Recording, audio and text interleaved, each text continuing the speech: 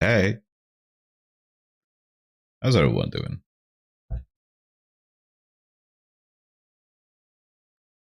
What up, Heather?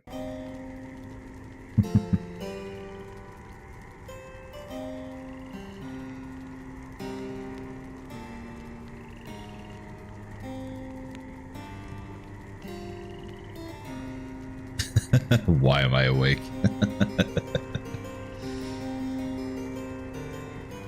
That is an excellent question. You seem to be awake a lot. Maybe that's what I need to do, like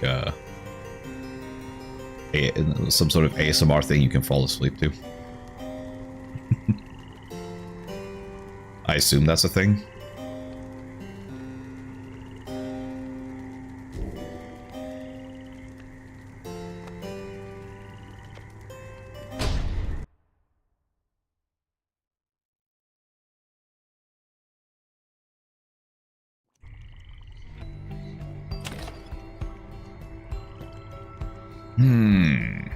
Okay. So we got here, and we don't have anything to do here, so we're just gonna search for valuables.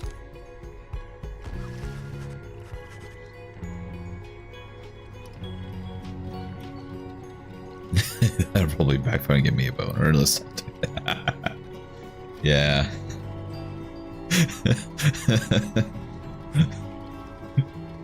I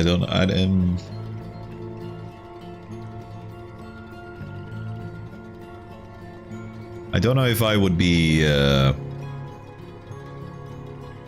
bummed out if I made an ASMR and people just wouldn't get tired or relaxed, and instead they just get horny. I don't know if I would be disappointed or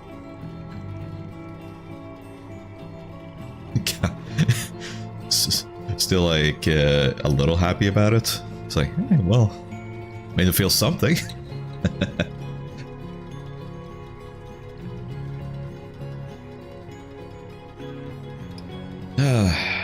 Well, at Pamitha's behest, you explore the soiled grounds of Plaguemon. Speaking of places soiled. Hey, at least people will like it. That's true. It's true.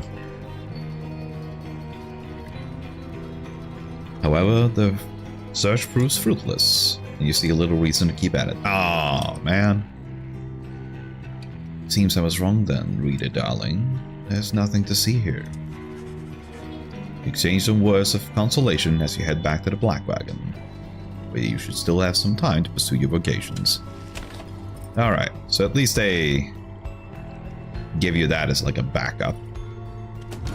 And even if you find nothing, it's you'll get something.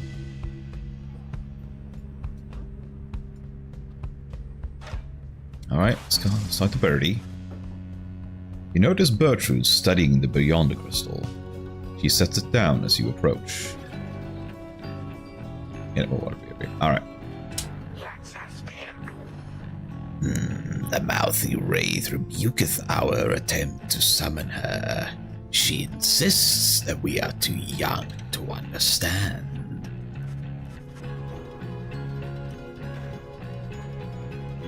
She must be referring to Sandra. Seems a Bertrude may be able to invoke her.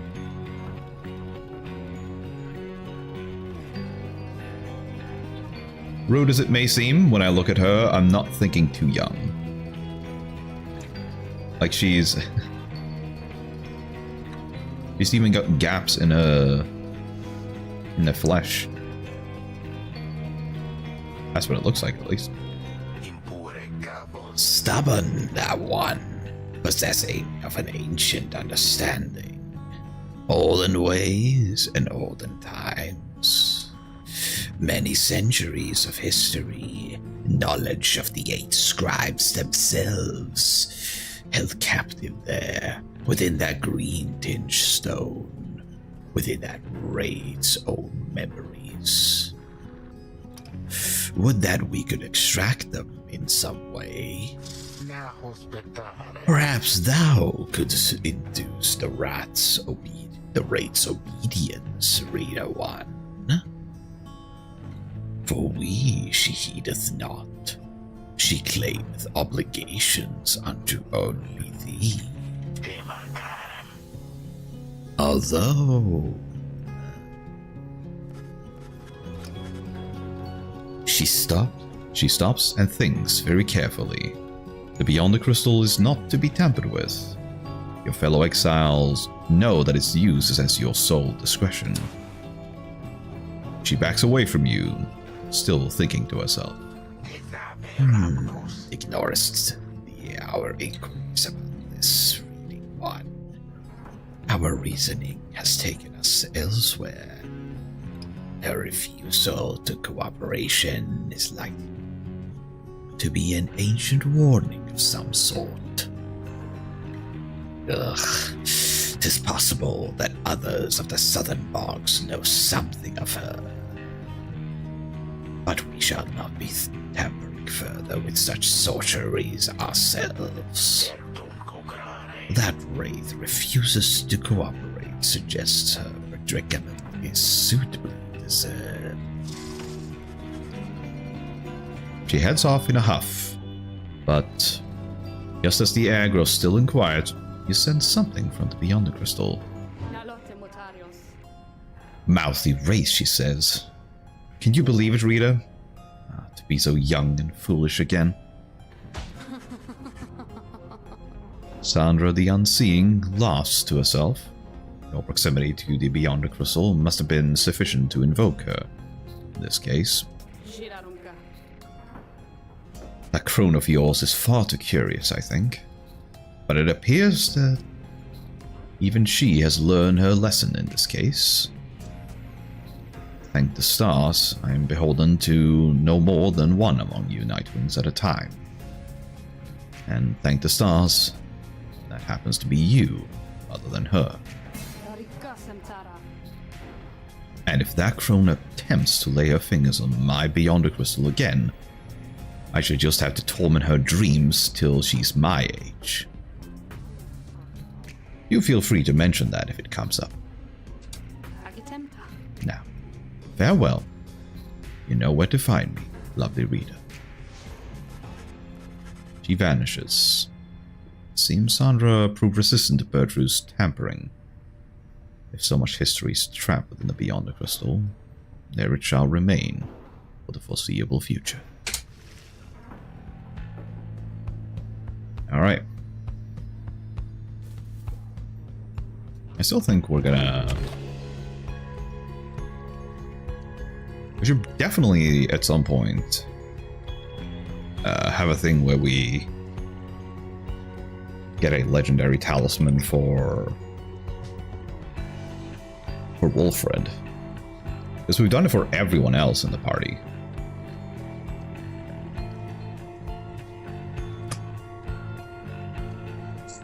Now, do we look for resources, or do we look for... or do we tutor someone? I suppose we could just tutor someone.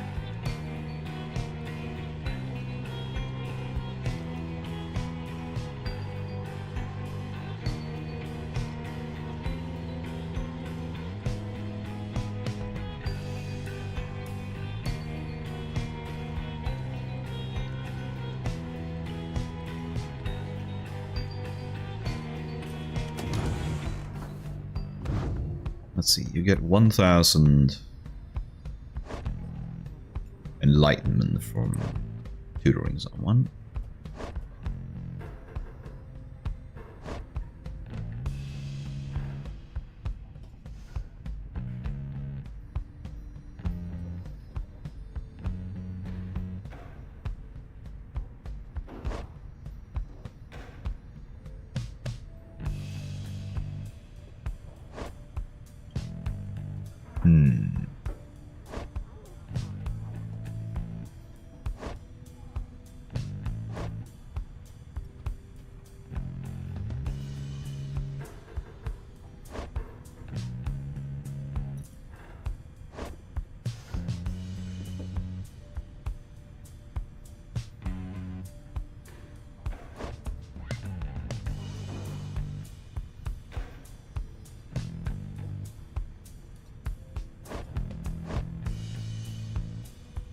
It's hard to really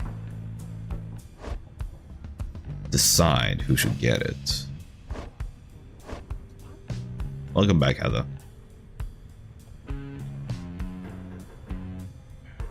Trying to decide if I'm gonna train one of them in the vocations. Xerox trained to your wall. How is he not here yet? A good question. Well, maybe he's busy with something.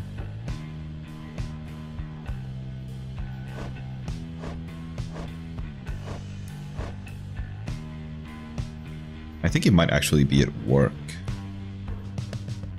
Yeah, I think he is. So that could be why he's not saying anything or not watching. But oh well. It is what it is. The better friend.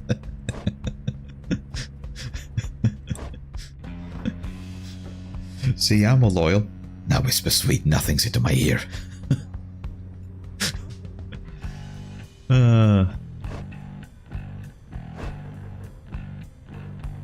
wow, Bertrand's been here for a while.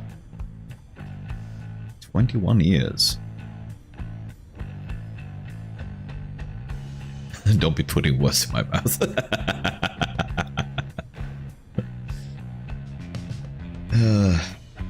I promise I won't. Is this when you're gonna ask me to put something else in your mouth? I'm sorry. I'm kidding, I'm kidding.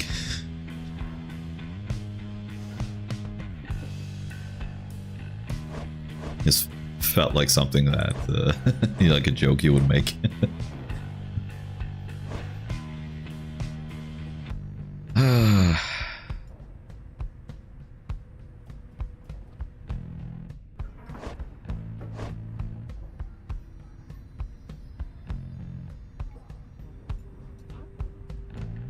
Not now, he's sitting before me.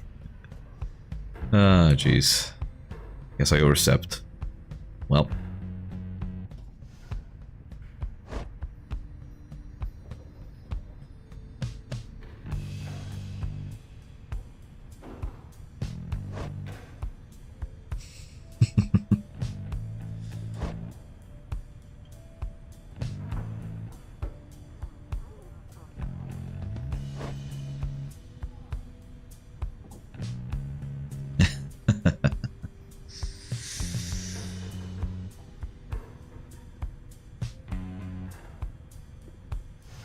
Okay.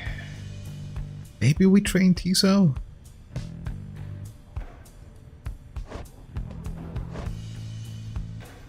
I don't know.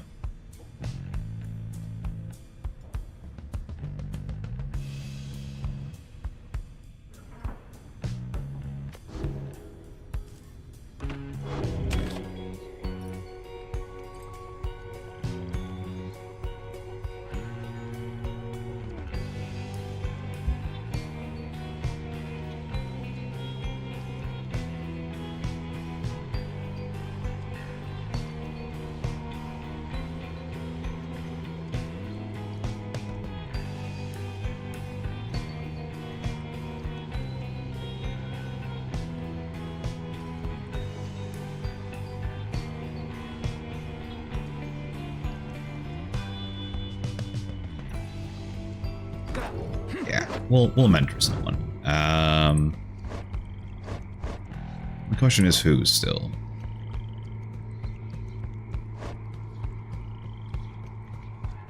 The thought was maybe Sir Gilman, but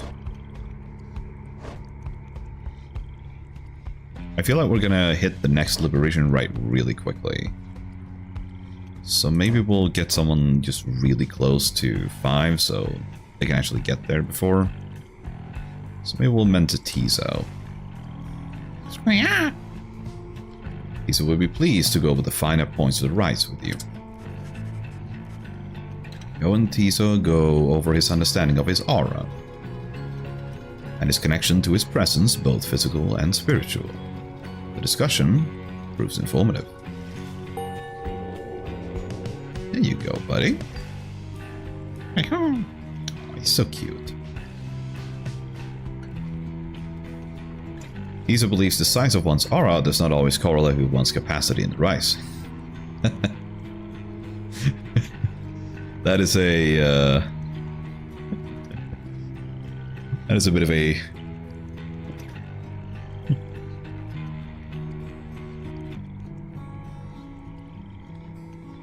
pro-grower statement. Is that a bird? It is a imp. But they do look a little bird-like. Like a little chubby parrot with horns. I have a huge aura. I should make that code.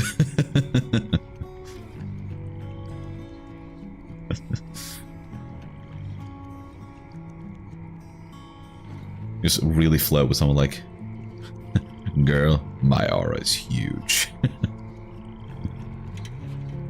Hey, Xerox, how you doing? I was actually wondering where you were. Gotta wrap it around my leg a few times. Yeah. Down the pants, up the other leg.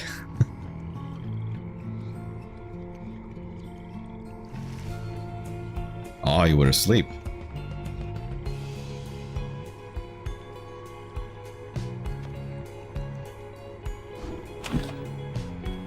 Someone was all sleepy. Actually, I was pretty sleepy as well. Well, I woke up really early and then I had troubles falling back asleep. Then it was really rough to actually get up to stream. So my body was like, no, don't do this to me. It's like, I have to.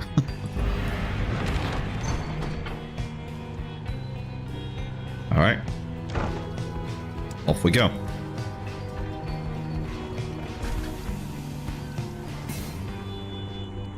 Well, guess you get your favorite voice, Heather. Hold. Everyone, I beg you please forgive my rudeness here. The Black Wagon has shuddered to a stop en route to the Pit of Melith. There is some commotion as the lone minstrel motions for everyone to be still. Someone is there, along our path ahead. It's like new for you guys. Yeah, pretty much. My neck hurts like hell. What the fuck did I do? Well, noon is lunch.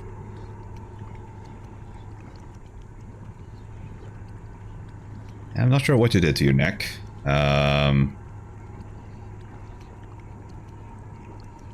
Excessive pillow stacking or not enough pillow? Because you do sleep on your side, so having the right like pillow elevation is actually kind of important. Now we just need Wolfred. You just need Wolfred and your evening is set.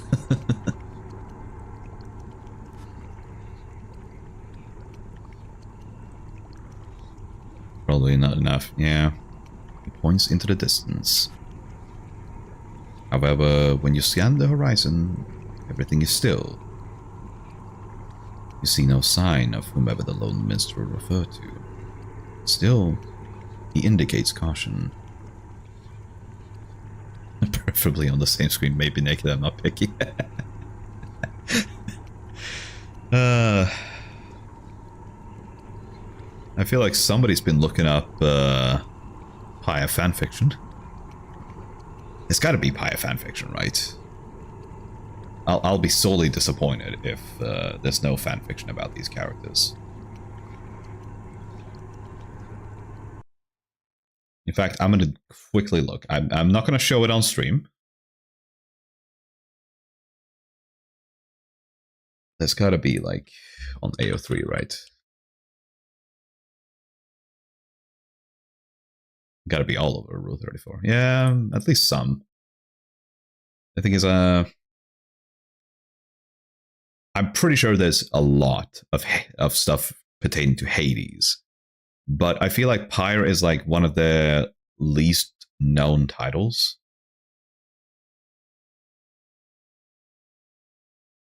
Let's see, fandoms.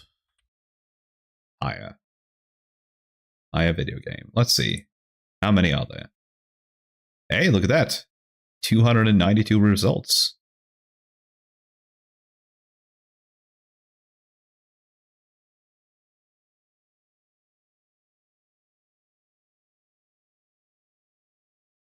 Okay, we got some with Jadariel and Pamitha, of course.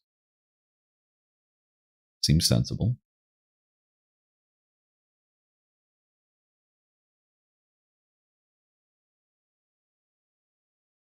And we got one with Sandra and the Lone Minstrel, i.e. Tariq.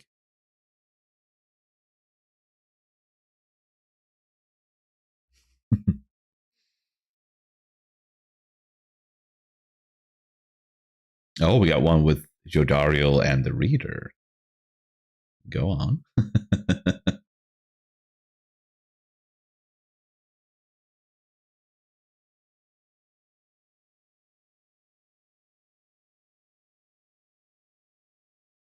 Might just save that for later. All right.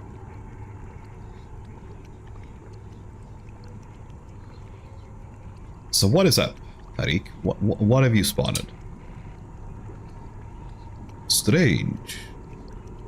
I do not believe I was mistaken. A tense moment passes. And another. Then the low minstrel tenses up. Our guest. He is here. Is it Ignarius? You look toward where he signals. Then, at last, you see the cause of his concern. Oh, is it one of the Nightwings? There is no mistaking who it is. Yeah. It's Oralek. It's the demon husband, though. Oralek stands there, near motionless, atop some forgotten rock jutting from the muddy bleakness a fair distance away. He stands directly on the path to your black wagon. Yet, he shows no sign of acknowledging the wagon's presence. He appears only to be waiting for something, likely for you all. The low minstrel gets your attention, quietly. Well, she certainly got Heather's attention. Reader, what do your senses tell you at this time? Oralek may have come with ill intent.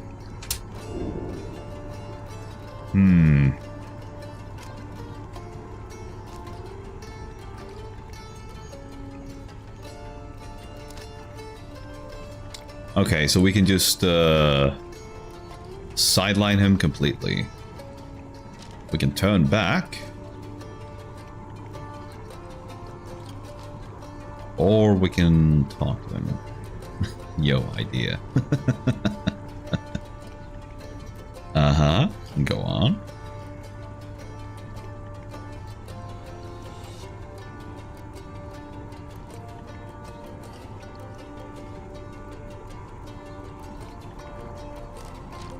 I don't think he is...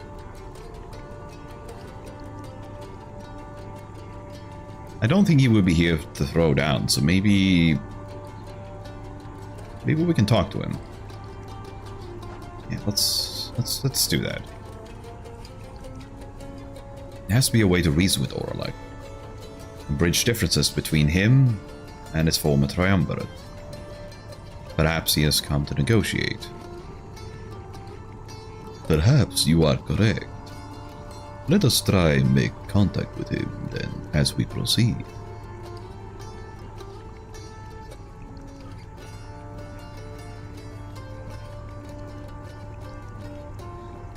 Vada as a compliment and as a character voice, I could donate, have the minstrel call me a good girl.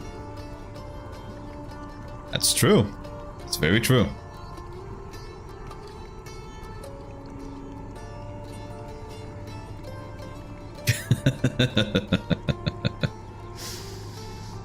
Someone's gotten a devious little idea in their head.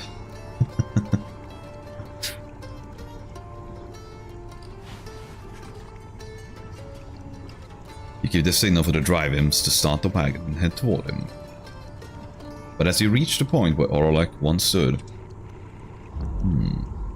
it seems our guests have already departed. Let us remain watchful as we proceed on course. Indeed, Oralek is nowhere to be found now.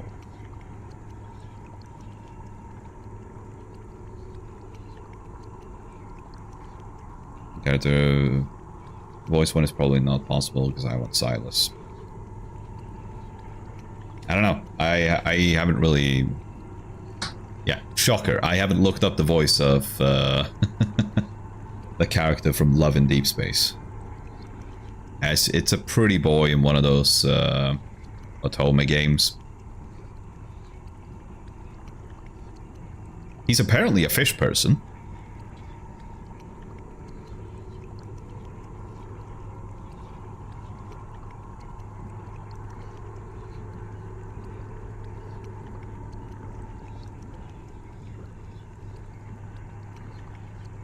No, the fish one is rough. Oh, okay. Too pretty for me. I guess Heather prefers them a little more rugged. I can respect that. I mean, definitely since I have been gushing over Jodariel in this game.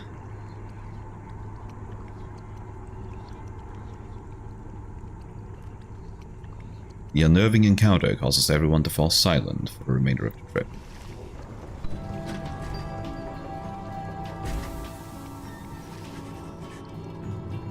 Alright, well, I guess we're not talking at all.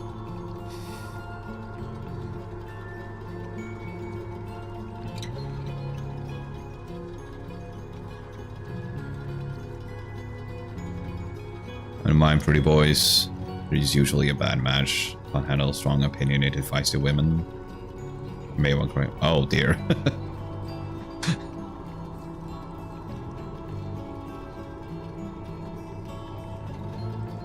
Yeah, that. Yeah, I can see how that would make you feel awkward about it.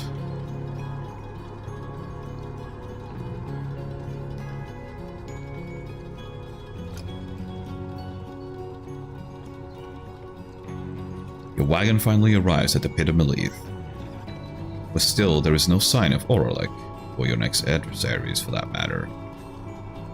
Your companions organize a quick search about the premises, leaving you to watch the wagon until the right commencements.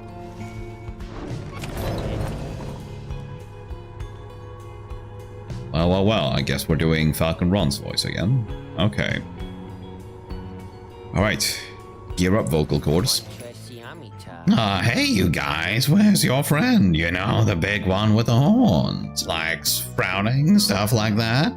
Something happened there or what? Oh, you went free. Heard a crazy story. She just flew out of here or something. Anyways. Yes, she did. It was a rough day for all of us when Vesco left us. The Barriers Triumvirate is banished. Adversaries are slowed and cannot use abilities.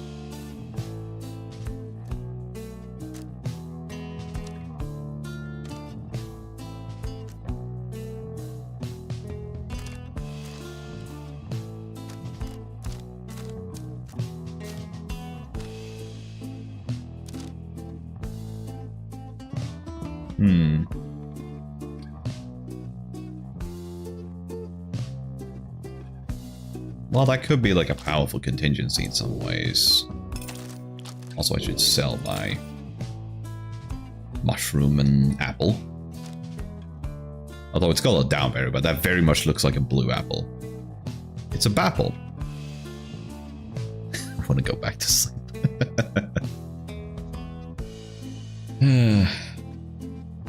Poor little sweepy boy.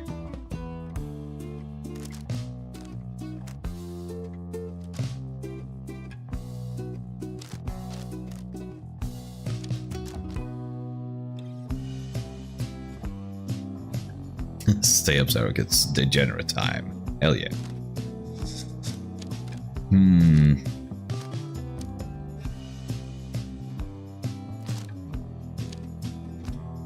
I was also considering to maybe upgrade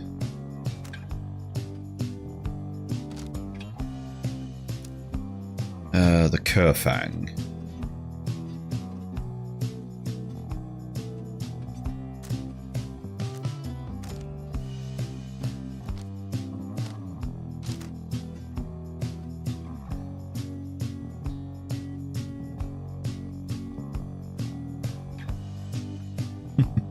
I could rather cuddle up in my bed.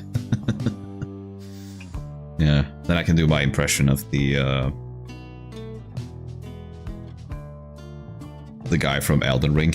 You, however, are cuddleless.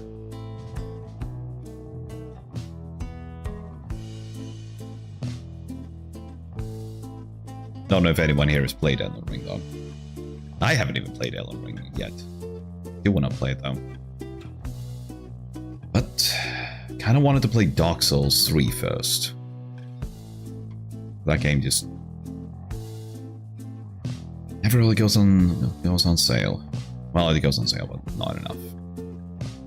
I've been told I'd hate it. Ah, that's a bummer. I don't know. I don't know enough about your video game preferences to say whether you would hate it or not. But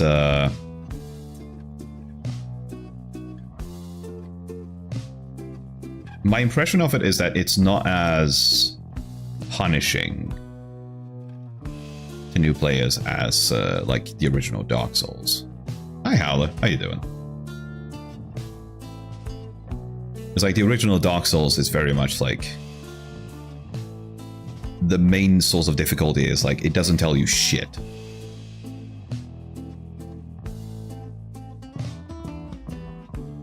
I haven't played any of them. That's too bad.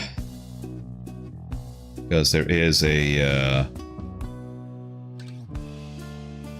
very pretty lady in Dark Souls 1. Actually, there's two.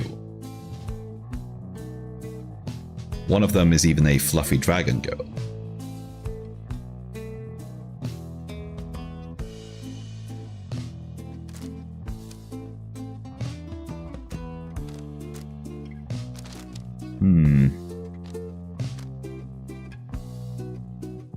Should I save my cash and try buy something else?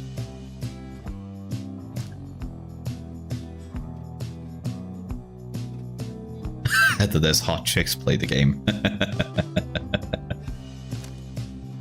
Yeah. I mean, that's how we get people into Warframe.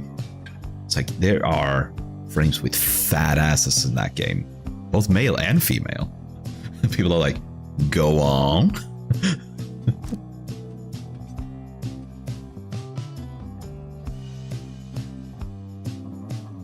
Fat asses, you say? Indeed. Good old booty frame.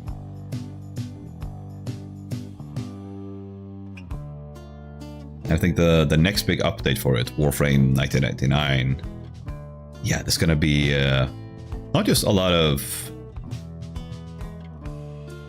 waifus and house bundles for people, but they had the foresight to add like a relationship mechanic, so you're actually gonna be able to date them. So naturally, my question then is like, can I get a harem ending there?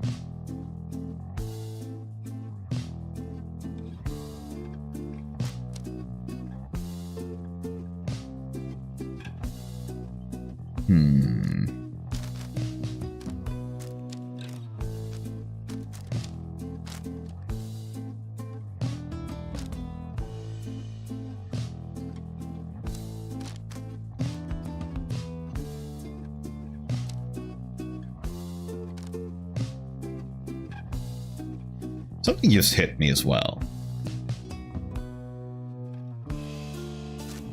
Like, these things can only be used by, you know, Jodariel and Ruki.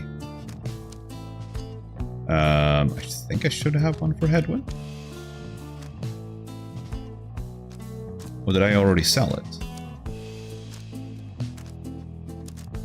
I guess I must have already sold it.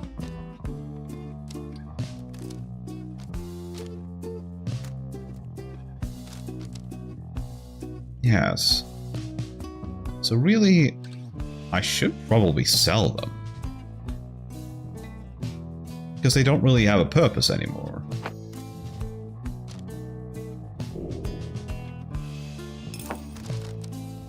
Alright, I'm gonna do it.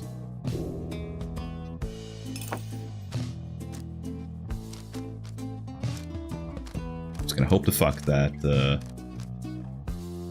it's not gonna be like it just out of nowhere, like, haha, they actually had a purpose, now you fucked up.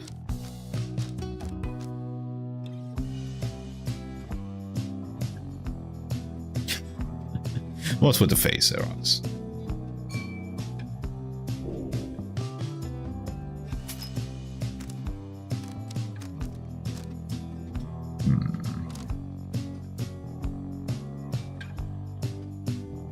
Now, the reason I wanted to level up Kerfang is because there is an achievement where you have to douse the enemy's Pyre in 3 rounds.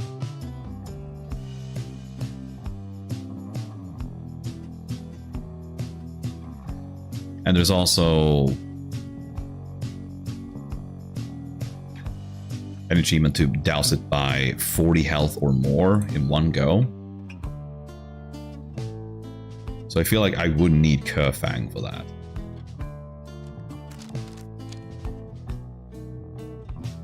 So yeah, let's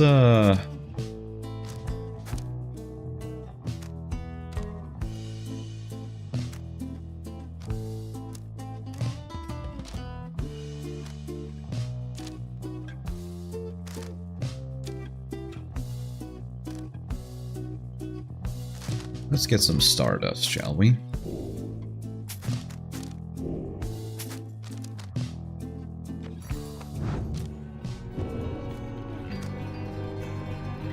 Fate revealed downside climate. Interesting.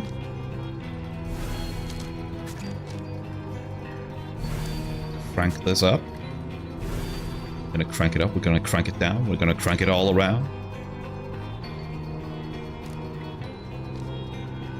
It's 13 right now. And one that gives +2.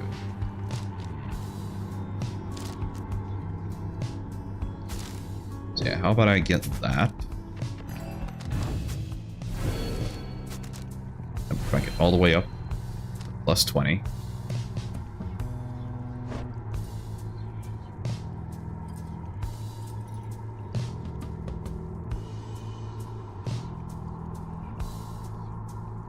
Alright, I think I should be able to deal 40 now with Bertrude.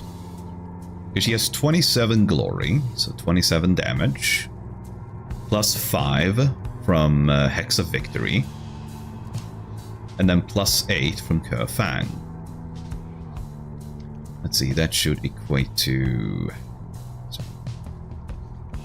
Not bad at counting in my head. Yeah, that should be 40.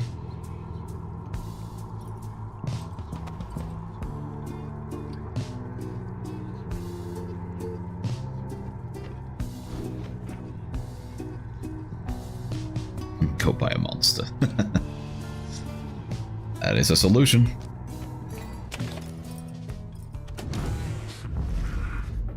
Well, well, well. Somebody snuck into my cart.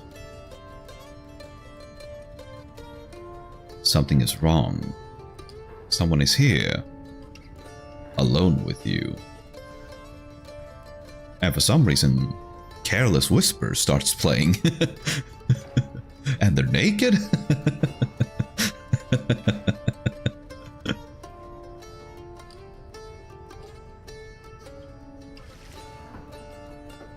Yeah, you just Just wait there for a moment. I gotta read my books. Naked? What? I'm here.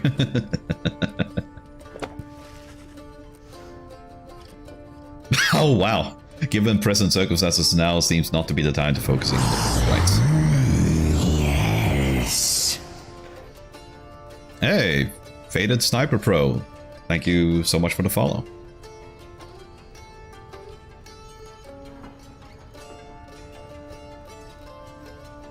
Alright, let's talk to Demon Boy here.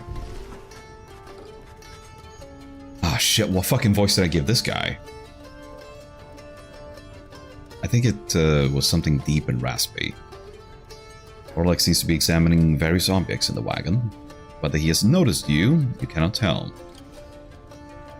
What he is doing here, and how he got in unnoticed, you cannot imagine. I can't remember. Alright, so I should be able to get away with this. Watch him go about whatever he's doing, examining all sorts of things that you and your fellow exiles gathered on your journey. He shakes his head.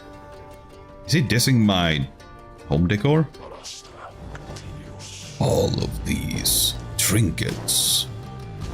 This wagon. It is most different now.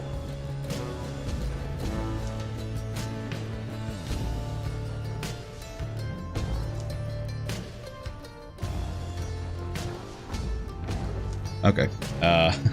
The reason I stopped there was because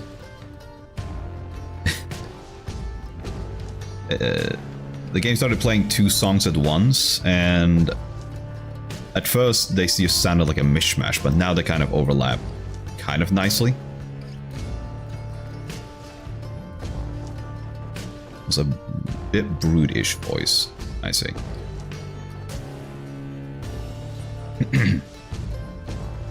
Welcoming, and yet I am unwelcome here, it seems. In my own wagon. He directs his gaze at you, acknowledging your presence for the first time. He carbidons you.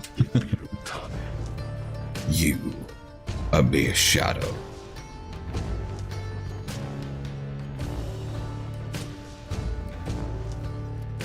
Tell me something.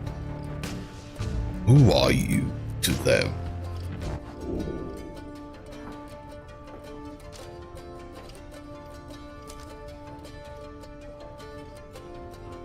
So you want no one? Yeah, you just pull a Garden of Metal. Oh, me? No, I'm no one.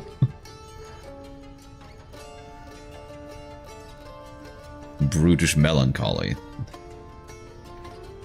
Now that's a bad name. Yeah.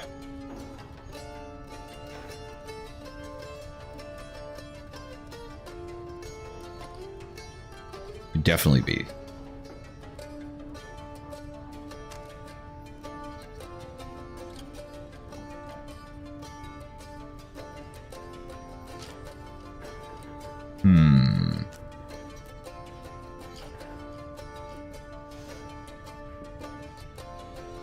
Well, he was rude to just sneak on in here, but...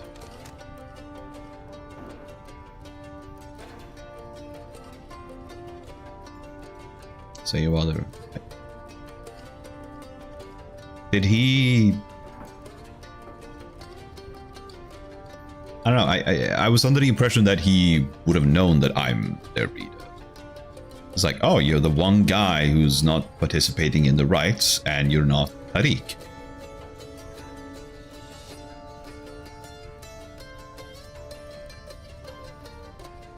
I don't know,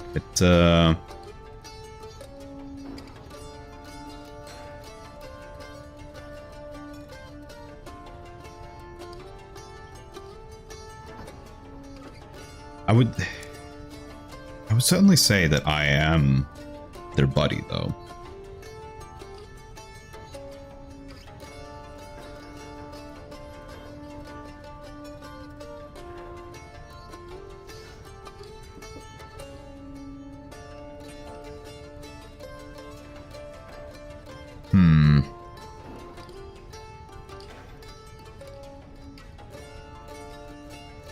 Yeah, let's go with friend. Your relationship to this band has grown to become more than just your role in the ranks.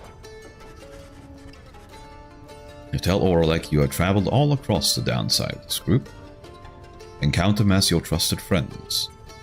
It is a different group now than in his day. A friend, is it?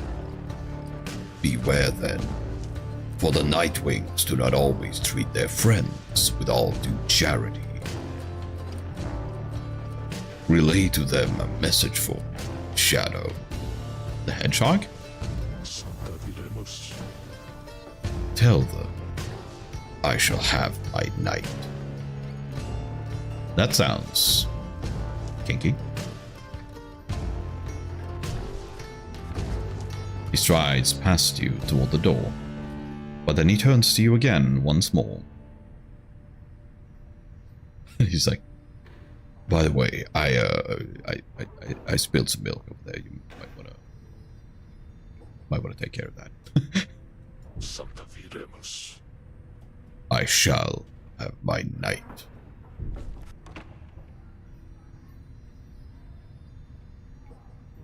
Oralek is gone. Alright, well.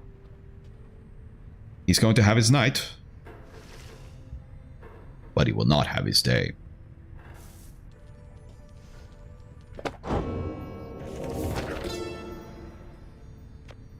Alright. Downside climate. I know of no polite way to describe the climate here. It oppresses every living thing, except perhaps the native flora in a specific few areas.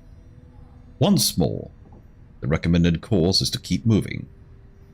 Moving keeps you warm when it's cold, or when it is very hot. You use what strength you can to move to somewhere you can think and breathe. The weather in the downside seems intrinsic to the different regions, which my good friend Molten Melith shall describe. Shelter can be difficult to find. You cannot stay in it for long. Perhaps, however, shelter can accompany you rather than constrain you.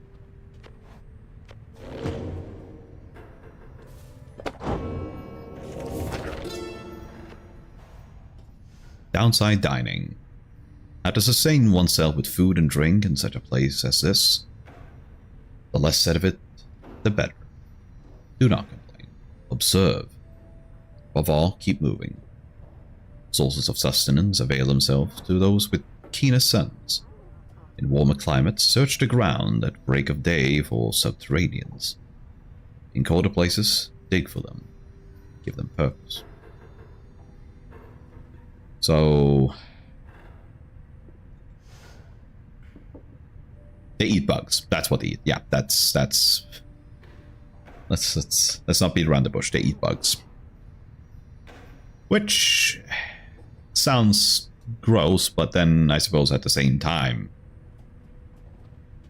we eat crustaceans, and they are basically more closely related to insects than they are to fish.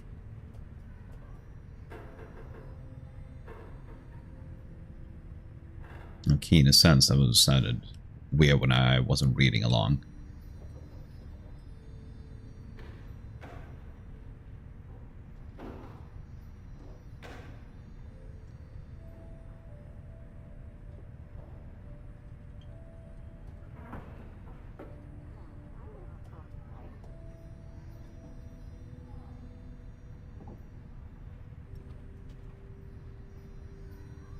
I wonder what I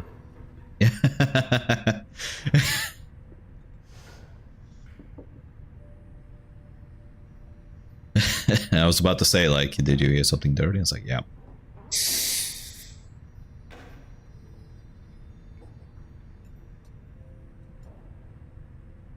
Yep. Only those with great penis can walk across the plains. That is the rules of the downside.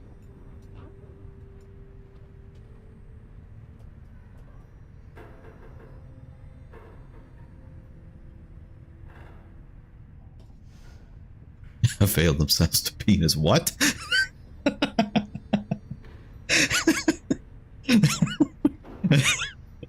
That sounds like that sounds like a passage from like the free use Bible.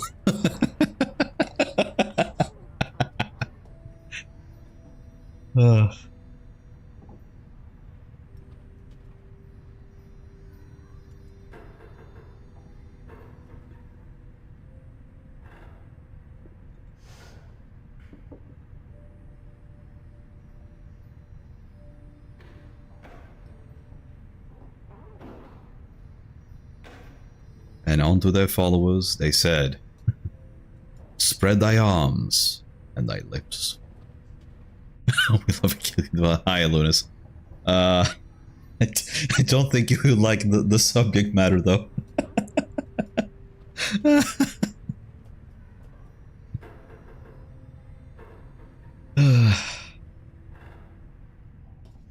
Which lips, indeed. Yeah.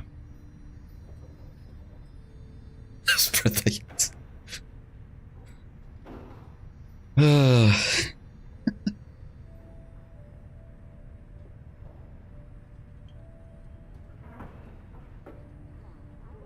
we have fun.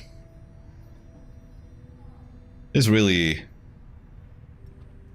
took a turn from this game talking about eating bugs to eating something else. Drinking pools are rare, but moisture in abundance outside of the sandfolds. Some is poisonous. Take only what you need. The downside limits any opportunity for excess, but it provides enough amenities to mend the needs of life. One whom withstands it cannot help but feels a sense of gratitude.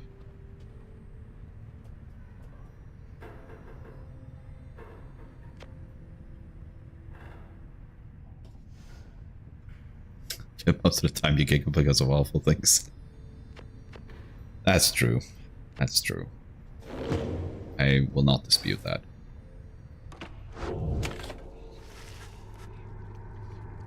Several of your companions return as you exit the wagon. You explain what happened. However, none of them saw Oralek. Oh yeah, you just missed Demon Husbando, Alunas. But maybe we'll see him soon again. Most concerning, reader, though I am thankful you are well. Oralek. He always was a peaceful individual, and yet his disposition is much different now. Perhaps we had best inspect the wagon for any signs of tampering in light of these events. You and the others conduct a exhaustive search in and around the Black Wagon for any signs of objects missing or tampered with, as well as signs of damage or foul play. The search yields nothing. No one finds any sign that anything was moved or tampered with. Even the drive-ins seem calm. The incident leaves you questioning your own recollection of what happened. You try to clear your mind, but the rite is now soon to commence. Ah shit, he's in our mind now. Oh yeah, had to check. Sometimes mushrooms and berries grow inside the wagon, so you gotta look for those.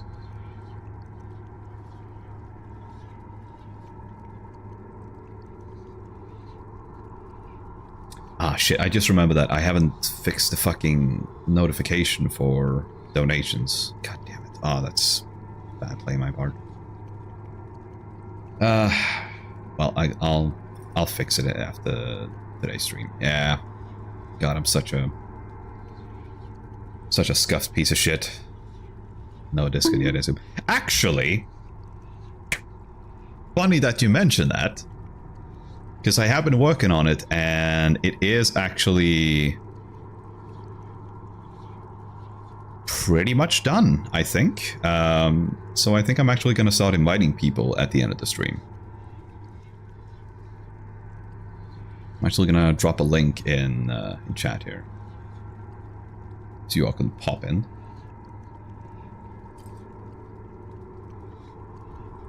I think it should be in working conditions. There is one thing that I haven't been able to get working properly, but yeah. The fucking Twitter notification thing is like, being a bitch, so that one's gonna have to wait. Fucking, yeah.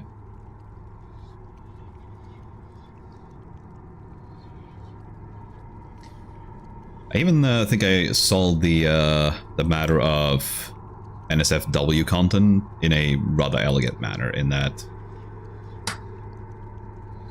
in order to see the NSFW chat, you actually have to like sign up for a specific role. So for people who don't want to see that stuff, they don't have to see it. And then the rest of us can just absolutely go nuts.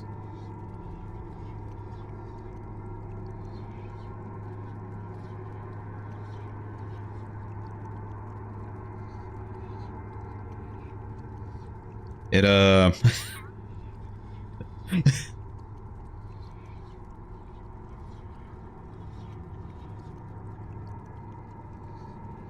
it does sound a little funny when you're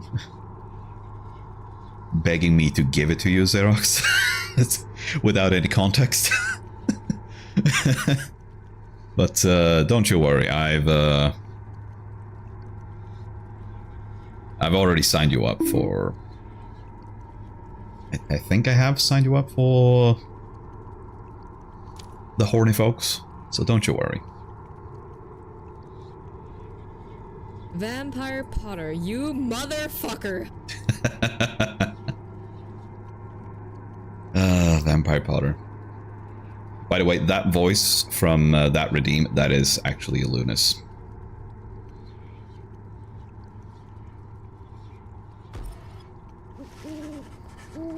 That was from when she did a stream where she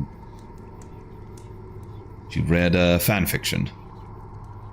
She read Vampire Potter, which is probably one of the worst things I've ever had the displeasure of reading along with. I have. Pretty sure I did. Hold on.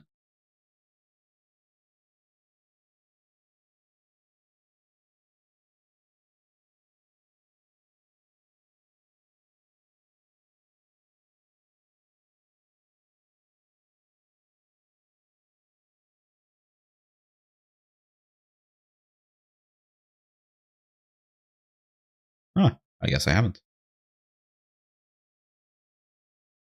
There you go. I personally blessed you. A blessing of filth.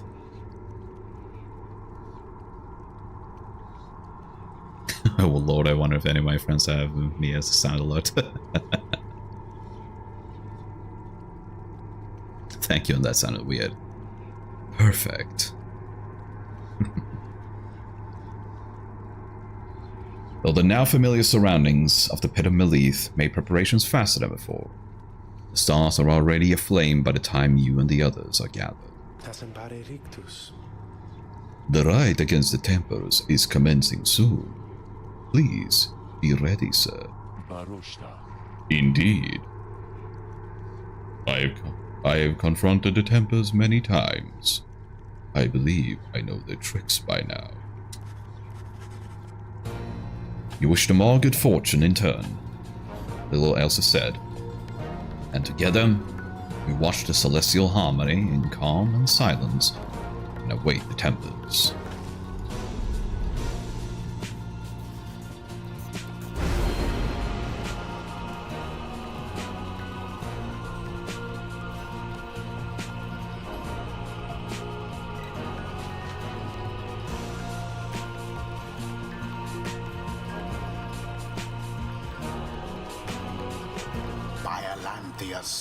Sure, we can activate Biolanthius. Why not?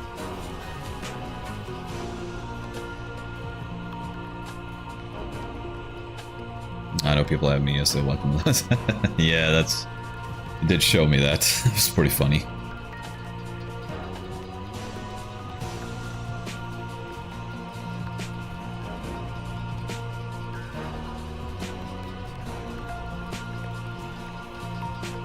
Too bad I don't have any NSFW on. Well, doesn't have to be your own. You just find someone else's.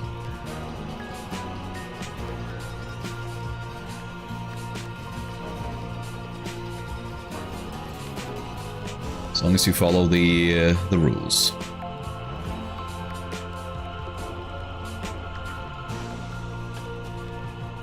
Okay.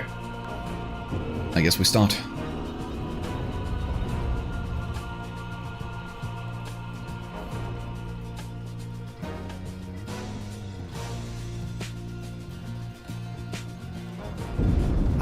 The infamous Raider returns, along with her remaining retinue of miscreants.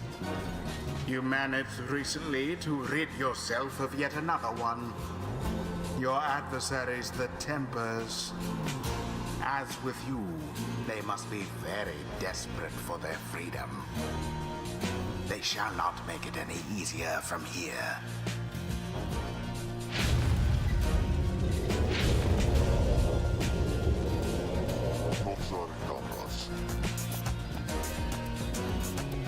Game with a streamer and friends, and I got recorded as a super chip with high blood sugar, caffeine, and low amount of sleep. It's like, I feel like that's a constant state of being for a lot of people here. Oh my god, I am back. Finally, what did I miss?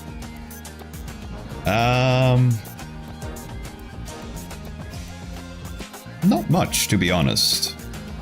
Well, okay, you did miss me doing both of Heather's favorite voices in this game, the Lone Minstrel and Wolfred. And now I gotta do a Cockney British accent. Right? I always envision this guy like a chav. That's what I do. Hey, who looks who wants a piece of us again? It's the damn Nightwings. Here to knock us down another peg or two again, I guess. Well, at least you got that old curly horns out of this dump. We gotta give you that. One look at her, and I just knew she was too good for this place. Yeah, she was the best girl after all. Though maybe that ain't saying all that much.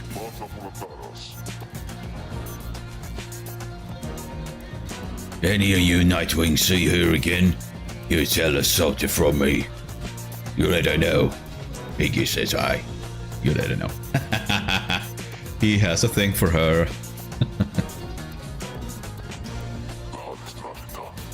Not that you remember some dumb look Like me. Aww. He super loves Then Ignatius shoves on his mask. Alright, Tempers. Let's give it to him. Give it to him. Oh, you mean in the rights, right? Like we still got a chance. Who shall besmirch the Nightwing's name? Okay, we give her the Kerfang. Okay.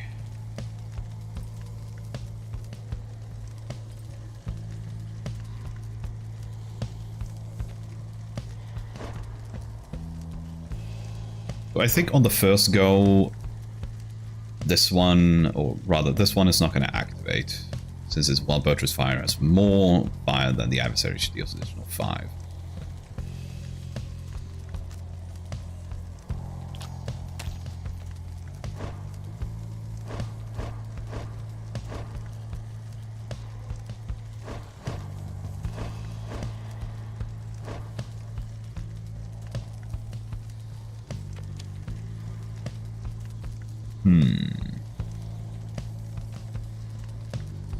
Yeah, I think we go with Bertrude.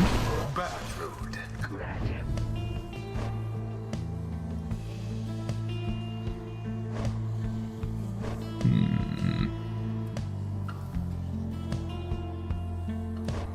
Yeah, why don't we go with Tiso, actually?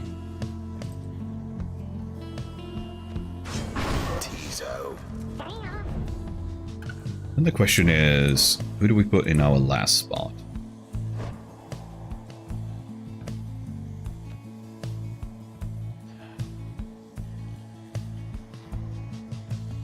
Maybe we try and make Wolfred actually do some work.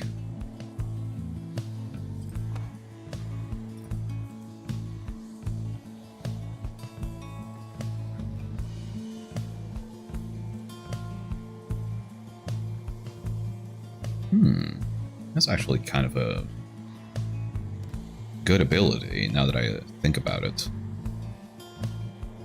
Like its shield actually spreads to the allies as well.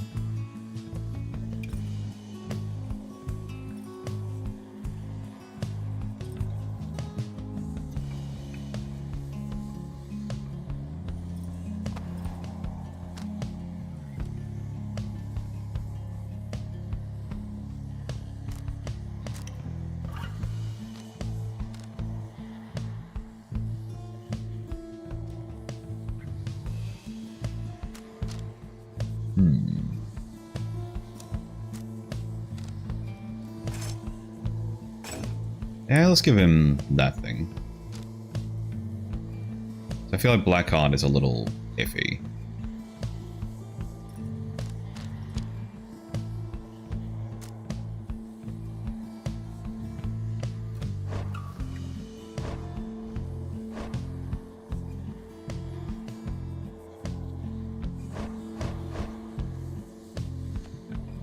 Yeah, let's try it. Alfred, it is done.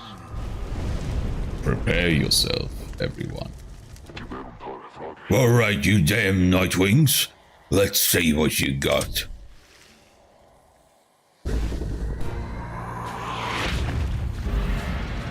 Now begin. Glorious.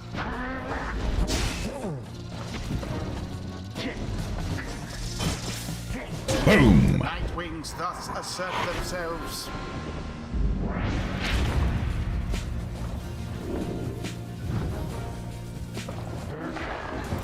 Another banishment. Ah, shit.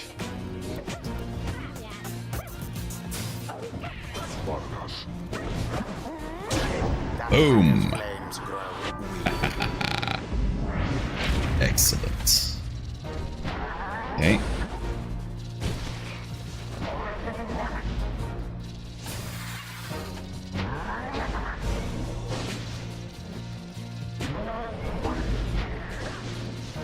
Oh, that didn't hit him? Really?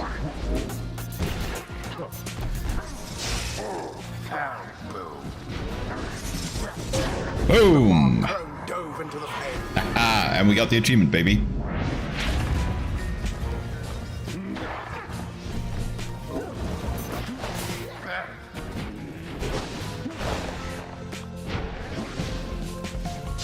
Ah, shit. Ah, shit. I should have continued leaping there. Someone there rose to the occasion. Oh, Ah, shit.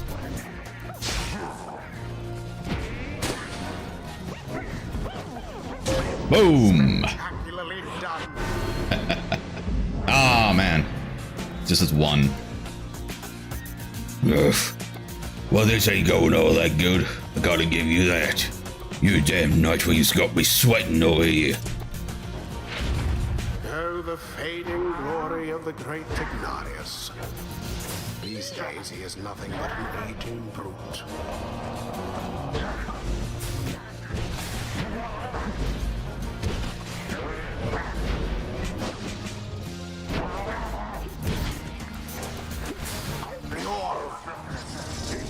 Whee! And it is the Nightwing. Man, Bertram's so good. What a crushing victory it was. The Da da da right da is da done. da da da da. What a joke. Listen to you lie again. A younger me would have tore you to pieces. They're never getting out of here if we keep on like this. Bask now in the wisdom of the scribe. Hey, there we go. T-Cells rank 5.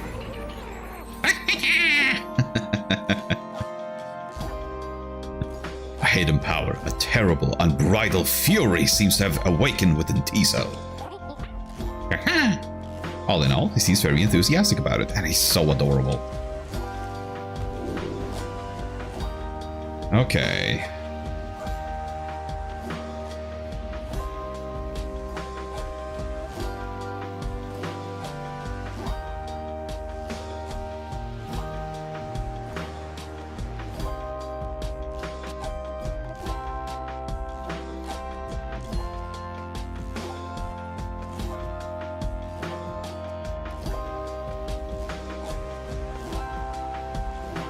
Let's try Moonsign. I feel like Moonsign could be.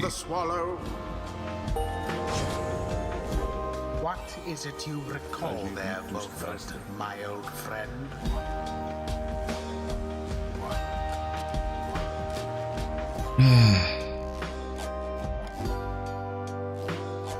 Not gonna lie, most of my friends have it with amazing voices, hate their voices, so maybe yours is better than you think. It's true. I don't think Alice's voice is nearly as bad as he makes it out to be. I think it's quite nice.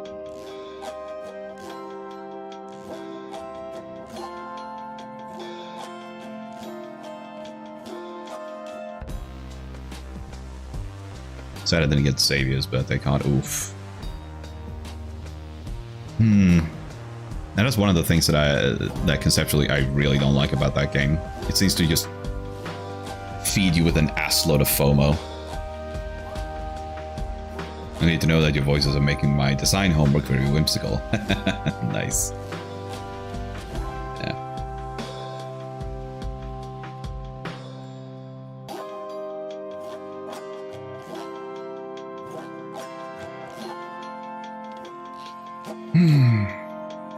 Alright.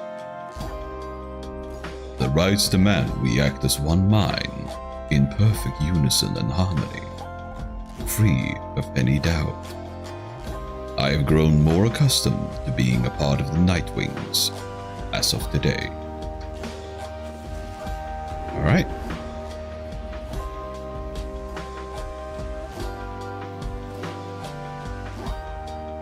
Alright, so either we can crank up his hope, or we give him the shield.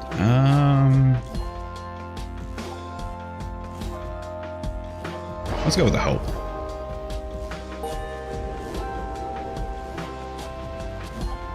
Also displays my own voice, it's awful to listen to. Yeah, this seems to be a common theme. I like your voice, Alunis. It's very soothing.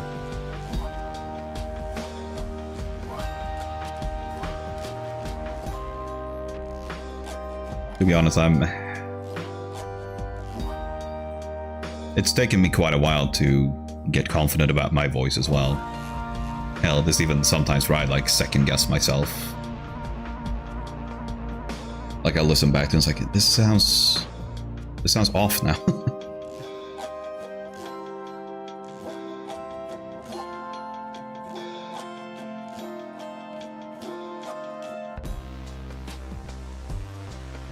Aw, thank you.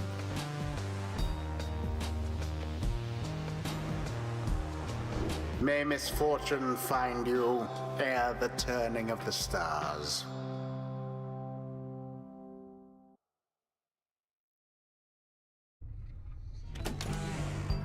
It's not squeaky.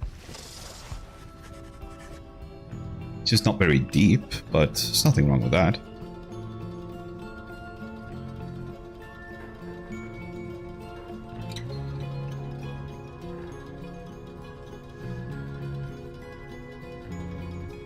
I'm thinking about getting into audio content, but I would have to listen and edit my shit. Yeah. Yeah, a fair bit of my time as I've been editing my video has been like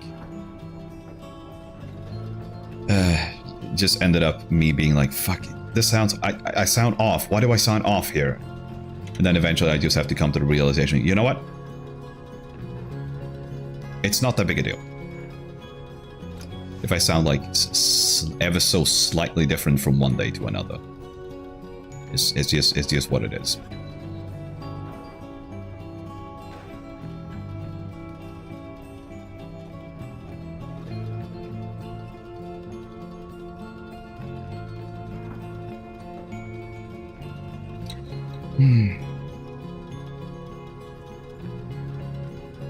Why does it sound like that? Oh, I just sound like that. It's like, yeah.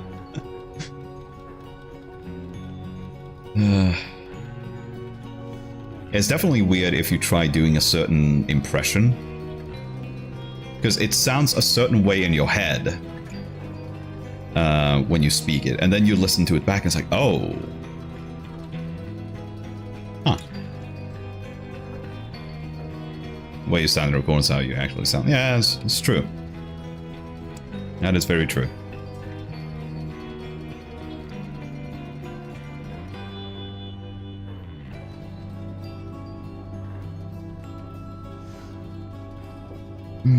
I'll do reach 200 files on Michael for some affirmations.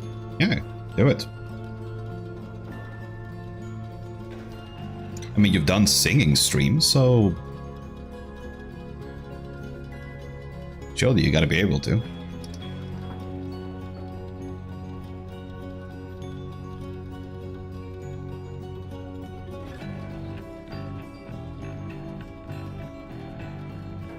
Yeah, no, it's not exactly reassuring, but it's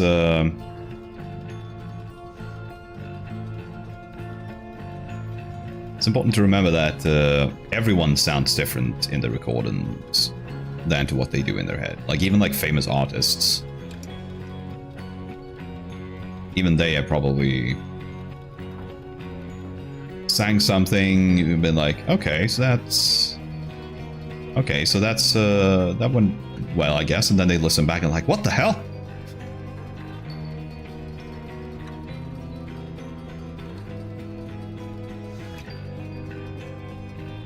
I do love my singing streams, but I'll listen back to those, so I'm not used to my own voice yet. I think your singing is quite pleasant. I think quite a few people seem to think that.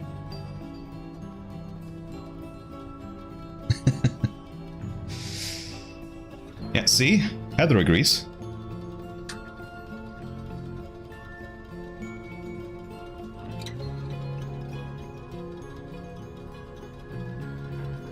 Yeah. And speaking of which, if we actually reach our $200 goal, I am gonna have to do a karaoke stream. Should do a singing stream with Dval. Yeah, maybe we should.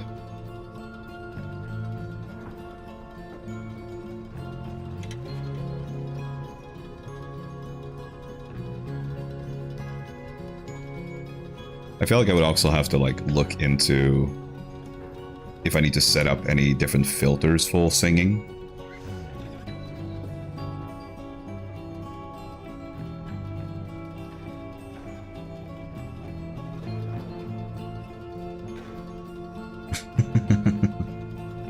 Awful delay.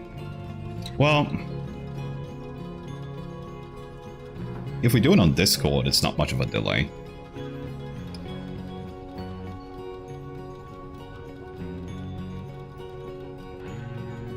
We could do like a watch together through Discord or something. I think there should be ways to set it up.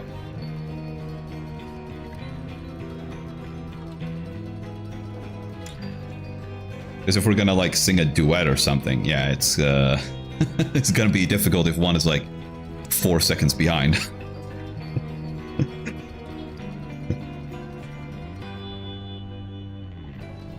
I try singing 500 miles and then just start overlapping.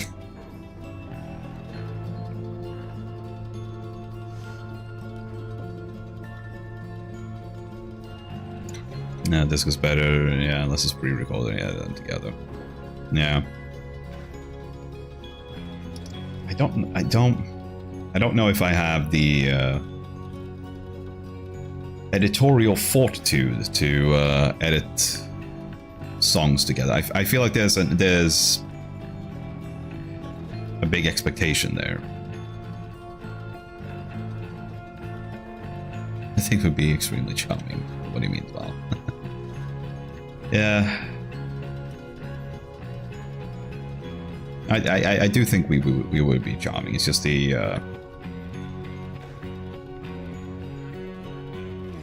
the editing part that I feel like. Don't know if I'm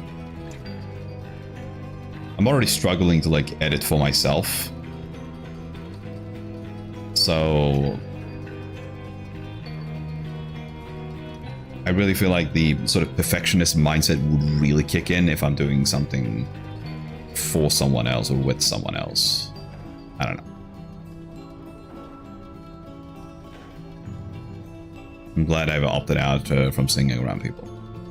I think we're gonna have to make you sing at some point.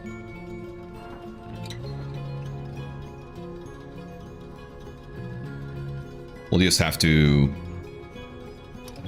incentivize you in the correct way.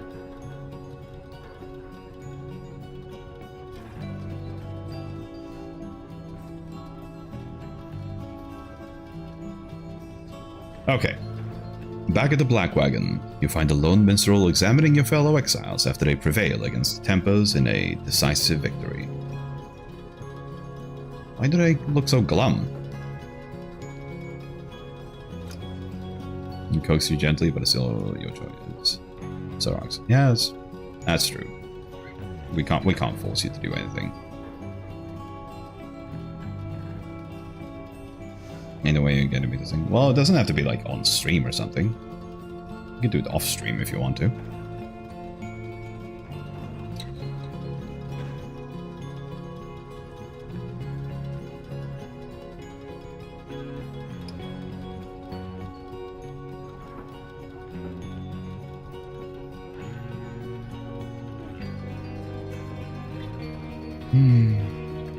Alright.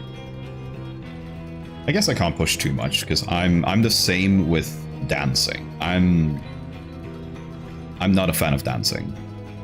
And I've had a lot of friends try to, like, have me participate in it. And I'm like, nah, it's not for me, man.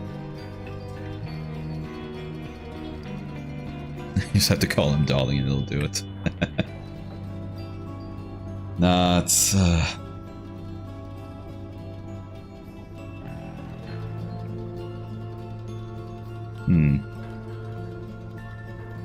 I think I might have an idea of what I could incentivize with, but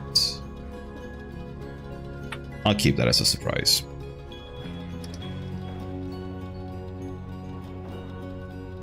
No amount of teasing will help. I guess that... Well, I guess that confirms that teasing does help in other cases.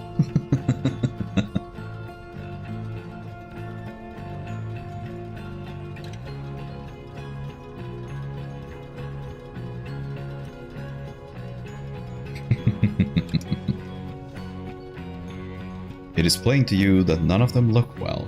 Ah, shit. Do all of them have, like... all of them down with the sickness? The low minstrel notices you there and turns to you. Like, for fuck's sake. Like, Wolfred, this is his second rite. He's already out? Reader, the fast turning of the cycle of the rites has put a strain on everyone.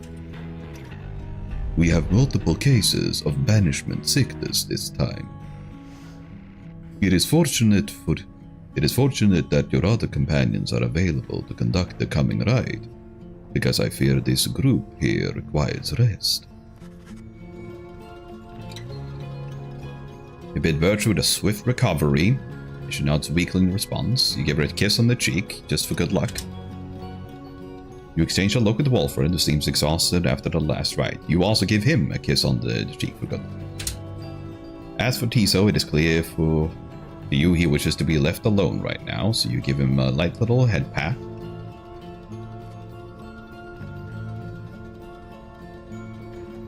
It's both of them, they're both on screen.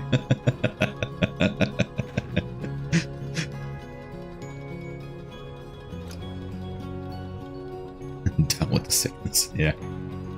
We're just gonna open up their hate and let it flow into me. This madness is the gift that has been given to me.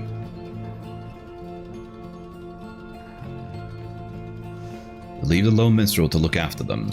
Turn your attention to the stars that remain shining in the dark outside. I feel like that would be the kind of ASMR Heather would want. The lone minstrel takes care of you. Flew right into my nevermind. My oh my. Yep, they got the banishments. Stars that shine for you, revealing various paths forward.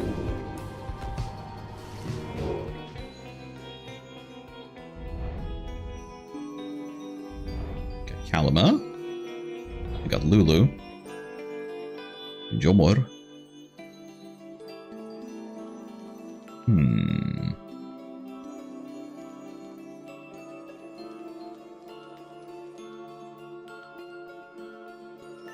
Maybe we go with Yomur, actually.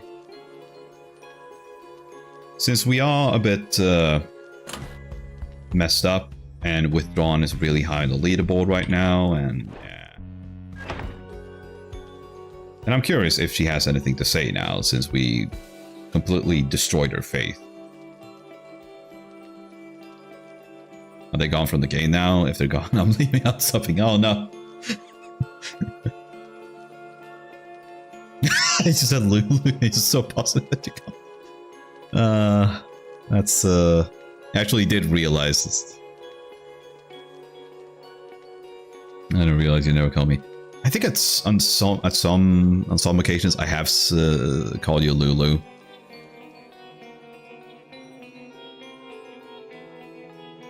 And it's because the one of the stars is called Lu. Lu the Vernal Star.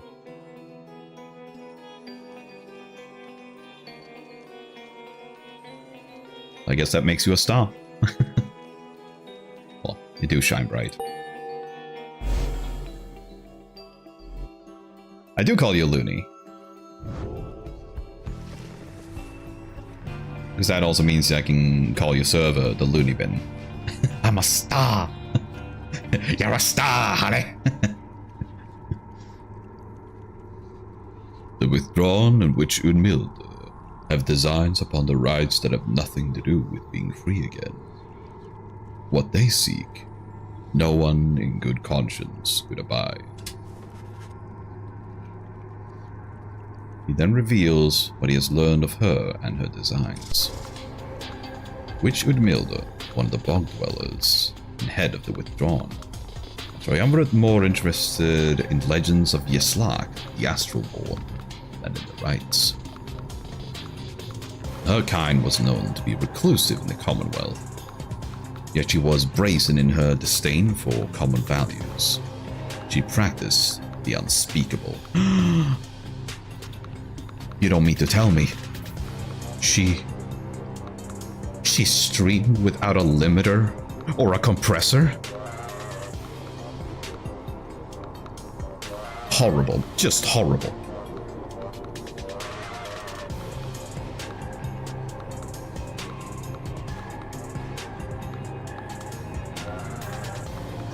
My friend called me Looney Tunes the other day. Oh man, now I just imagined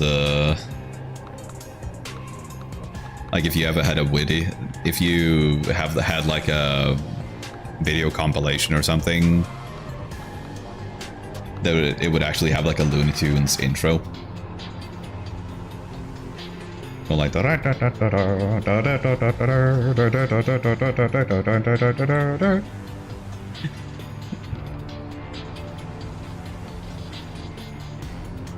wait, that's the outro, isn't it?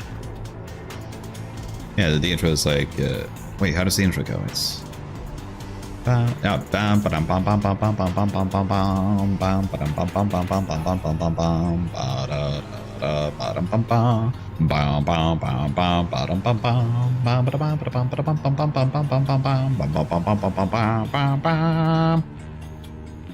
oh, this turned into a cappella stream. Okay, yeah. She practiced the unspeakable. She did not use compressors or limiters when she streamed, so she blew out people's eardrums on the daily. Somehow, one day,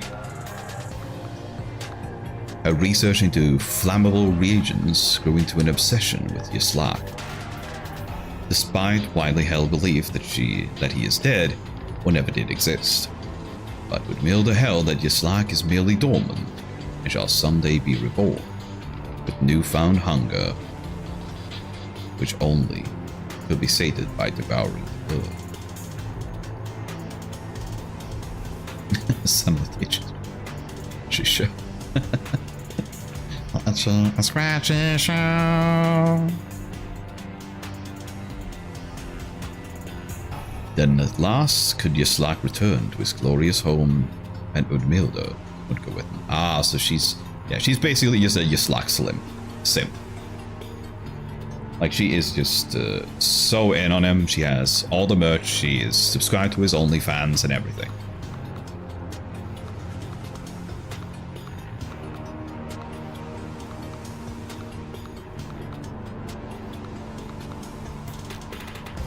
When Commonwealth officials showed up to take Udmilda in for her spreading unrest, she was all too eager to comply.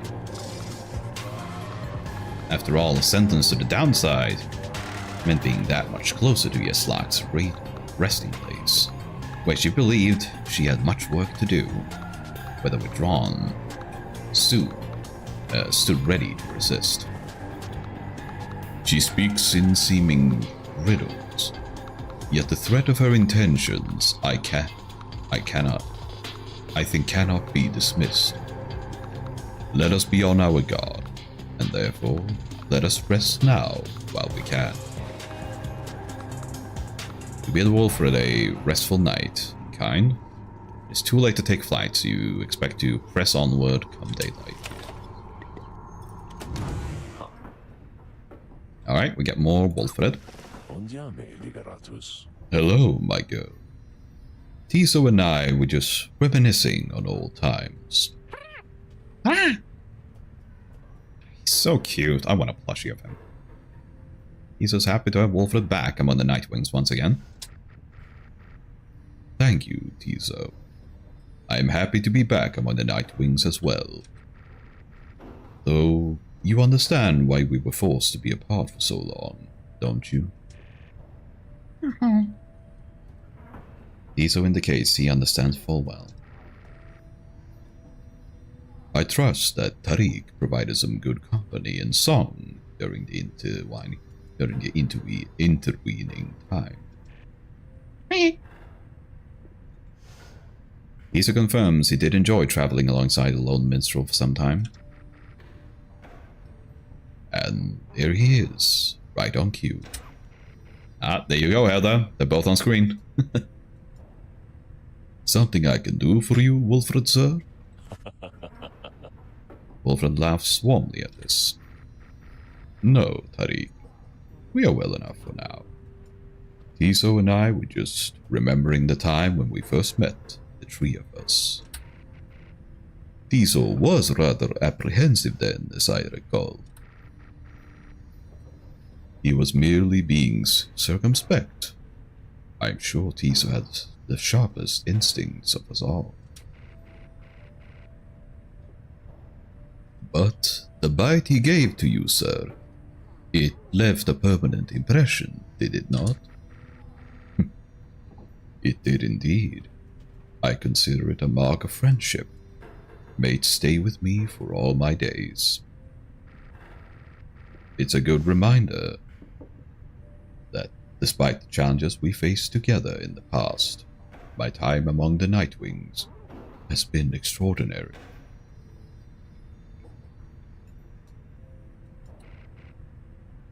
Likewise, can I say the same, sir? Okay. Tiso shares the sentiment as well. Wolfred turns to you. I should apologize, my girl. Here we are talking of a history you do not share. Believe me when I say we're skipping over many of the bad parts. Tisa, don't interrupt. Tisa, don't ruin my boner. What I mean is, it isn't my intention to exclude you as we wax nostalgic.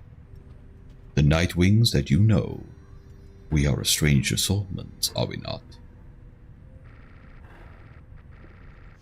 Those of us who share some kinship from the past, I suppose we cannot help but seek some warmth in it.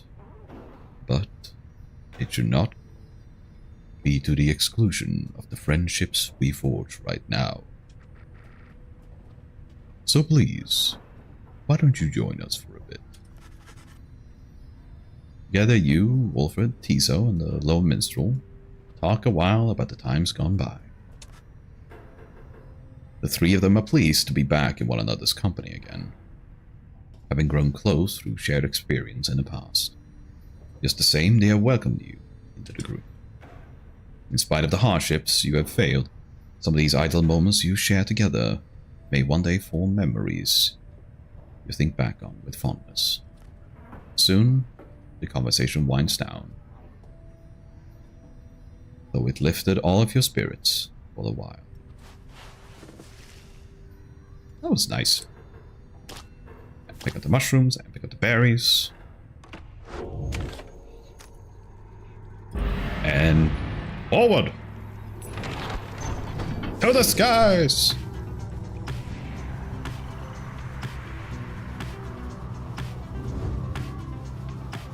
Oh, there's a thing in there.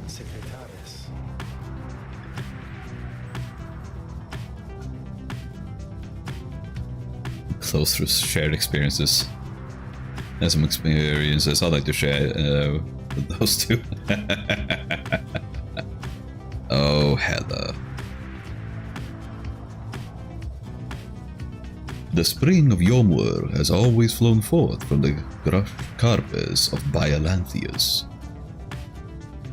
the legend of whose demise is a rather sordid tale. Perhaps you have already read it in the book. The High Titan, vanquished by the scribe Yomur Manimane. From his remains flows a rejuvenating spring, which gladdens up the valley's desolation. Alright. Not all believe the book exists, of course, nor the great titans, nor the rites. I have encountered exiles believing that this titan perished quite by accident, rather than by a cunning trap laid for it by Yomur Manimane. They took the titan for a common beast. Perhaps the stars shine down. Let me start over. Perhaps the stars shine down upon out-of-the-way locales such as this one, to ensure that they alone shall witness the proceedings. Yeah, maybe. Okay, so glue hive or fall flat.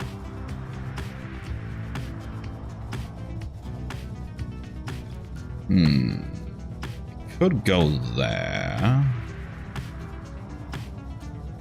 But this seems intriguing as well. I'm curious, like, why the accusers are so salty. So let's go there. Why not?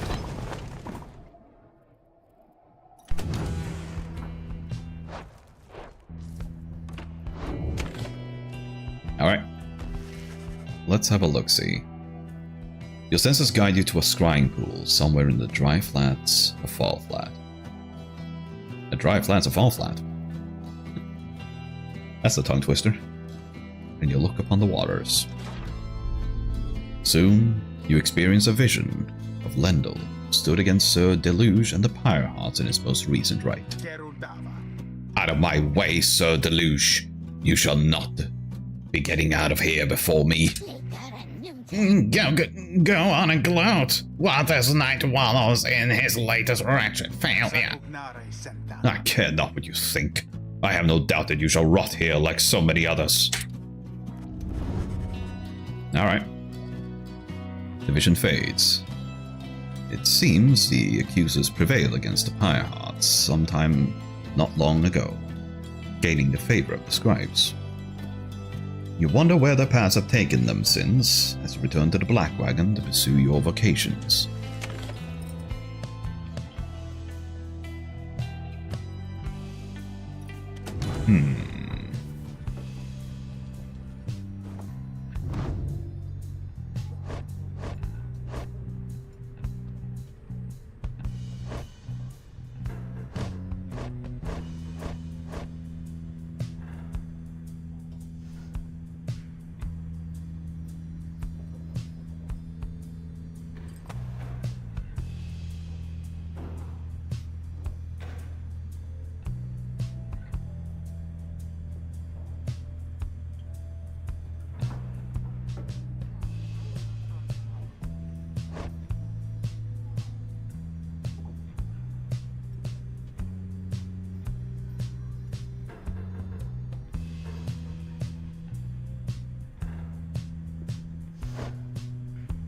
I wonder what we should go for, though.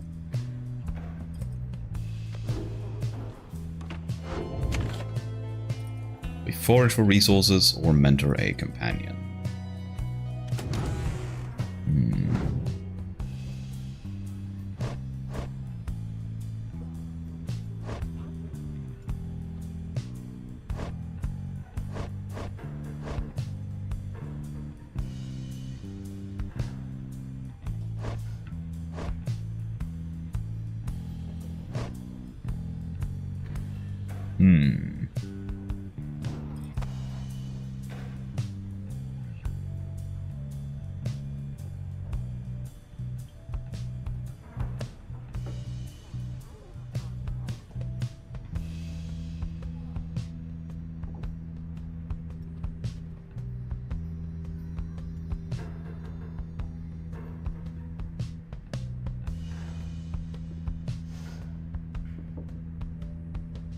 Oh, this is tough.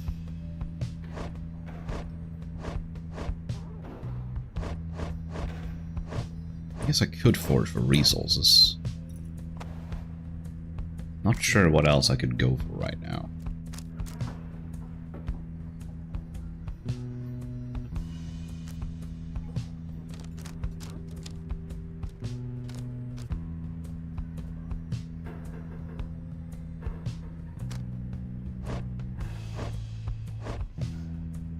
Well, the next right is going to be with Bay, Sir Gilman, and Amethyst.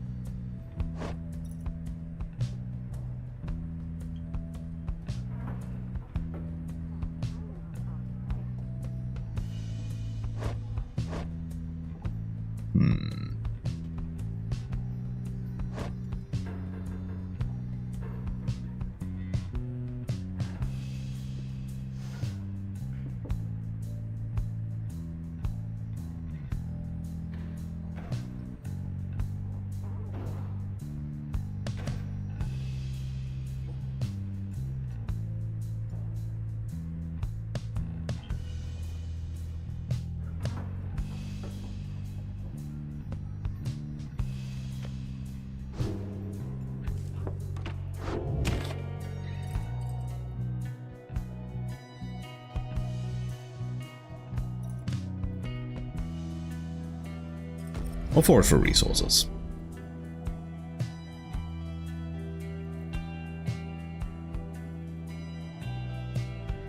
Source of enlightenment here.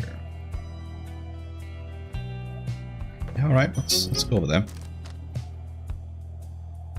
Oh, look at that. Grants an extra 1000 enlightenment. Well, there we go. And then I guess we continue. You are nothing, reader. Nothing but a mindless simpleton. Hey, fuck you, guy. Your every action is a stain upon the legacy of the 8 scribes. The rites have been a long-held secret to keep out those such as you.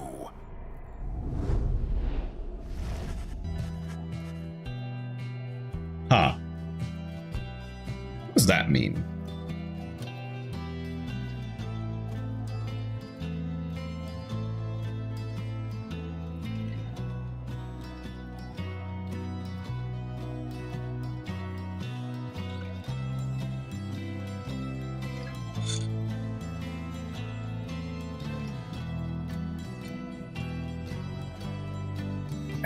Sorry, had to get some coffee.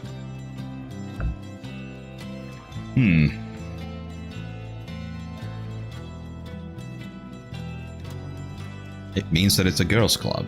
Girls' club, girls' club, girls' club. I say girls' club, girls' club. I say girls' club, girls' club. I say girls' club, girls' club. I say girls' club.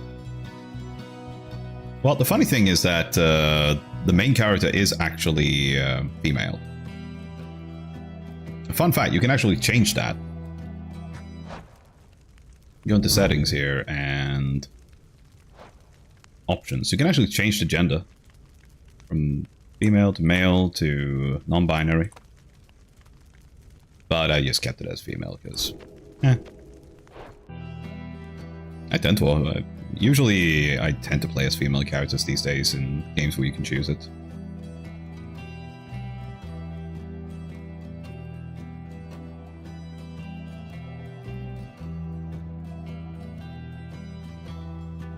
Okay, you wake from what little sleep you managed this past night.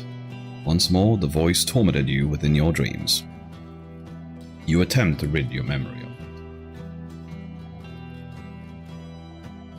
it. Leave it because Wolfred says my girl, that's hot.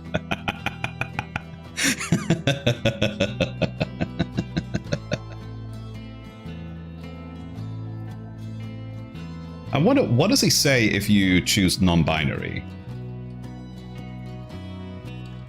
Does he bound between the two, or does he just go like, my fellow? This fellow's so killy pop. I do be popping.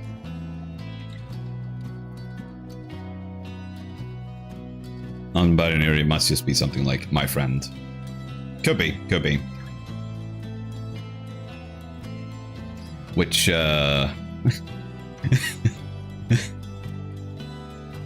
I think to a lot of people is not quite as exciting.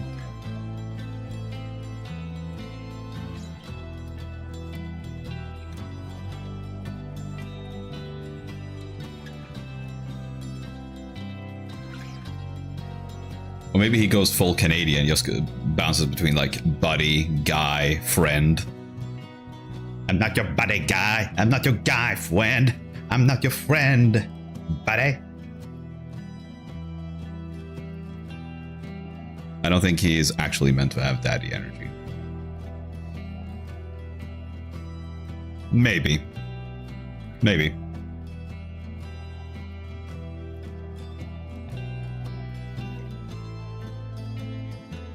Maybe it's just my my way of speaking that is giving you a certain image of him.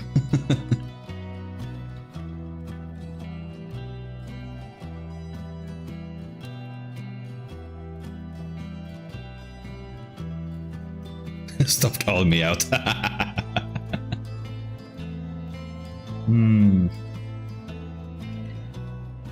Oh. Tentacle Daddy corrupts all.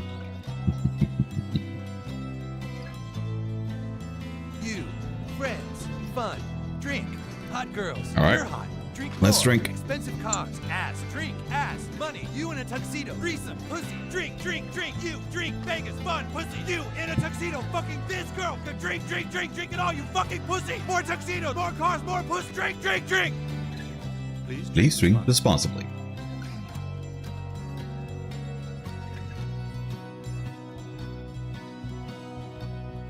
If the voice is truly that of Archjustice Androbalus the Ninth himself, as Wolfred indicated, then none of you are likely to receive too warm a welcome should you regain your freedom. Well, I mean, 3 have gone and went okay for them. Well, okay, we haven't heard back from Jodario yet, which I'm assuming we're gonna hear now.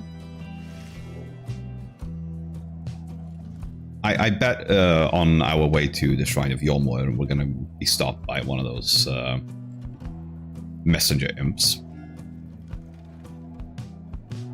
Okay. Let's see if I'm right. Ha-ha! I know this game. Here in the barren ways of Yormwood Valley, you encounter a messenger imp, come to deliver news and rumors from the other side.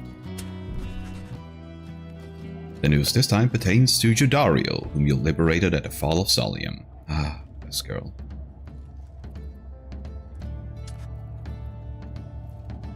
You learn Jodariel's past transgressions have all been forgiven. She soon was to be reinstated on the Blood Border, on the presumption that she wanted her old status back. In fact, she was offered an especially prestigious leadership position in the First Veil, an elite Blood Border platoon, shrouded in secrecy other than the famous results of its operations. For a demon such as she could not be seen in the streets.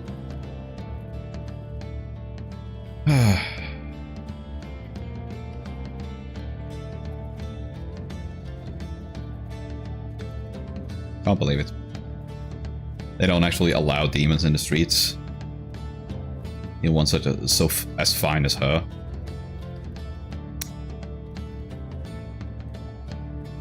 Maybe that's why, like, demons are too sexy. They can't be around people. Stupid sexy demons. But she refused the gesture. Rather bluntly, the poor suggests. Demon in the sheets because she's not allowed in the streets. That's yeah, that would be accurate.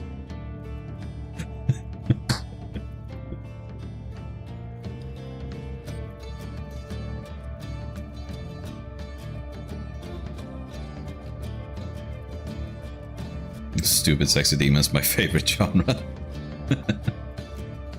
There actually is a like a dating sim hentai game on Steam called The Ditzy Demons Are in Love with Me.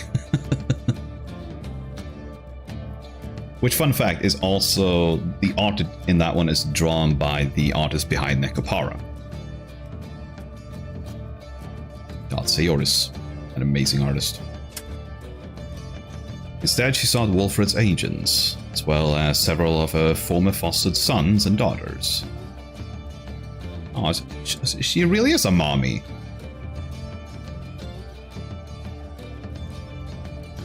And so, the ranks of the revolution grow stronger.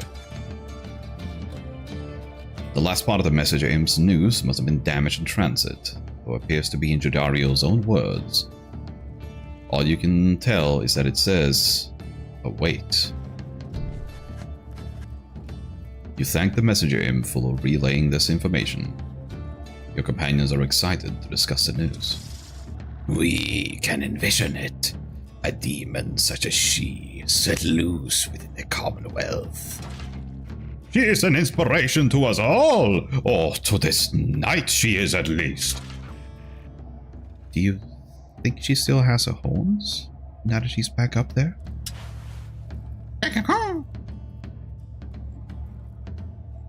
She's as fired up by the news of Jodariel's return to the Commonwealth. Having someone of Jodariel's will and stature with us on the other side shall pave the way toward a brighter future. Wonder what the rest of her message said.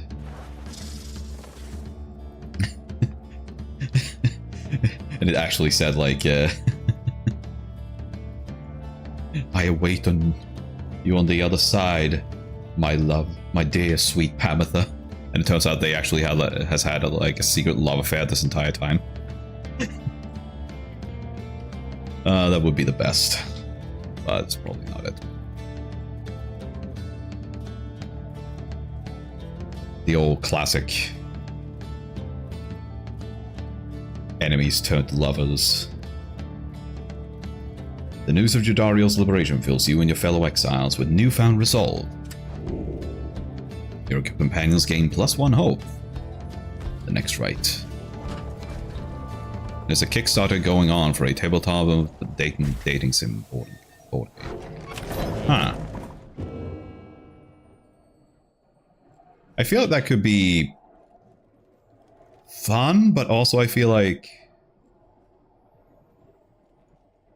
part of what people play like a board game, no, part of the reason why people play like a dating sim for is it's kind of self-serving in a sense. No, not like that. Okay, a little like that. But I'm curious how you make it into a competitive element. Although I do suppose there is that the card game that they played on Co-optional Lounge. Howler definitely might remember this. It's called Terrible Dates. I think it's called Terrible Dates, where you basically get set up where like one player is the bachelor or bachelorette, and then they get set up on a date with a person who you play basically cards to describe them as. It can be things like they're a trained masseuse, so they can give you a great fucking massage, or they're very attentive to your wants and needs, and so on and so forth, you know. And then the other players plays things. Oh yeah, it's called Red Flags, isn't it? Yeah, Red Flags. That's it. Red Flag, the game of terrible dates. Yeah. So the other players then play red flag cards, which is, as you would imagine, it's red flags, and it's anything from, you know, fairly innocent stuff like, oh, they had a high school nickname of Pew Crotch, I think one of them was. And then there's ones that are a little bit worse, like they shit while coming. I'm not kidding, that is one of the cards.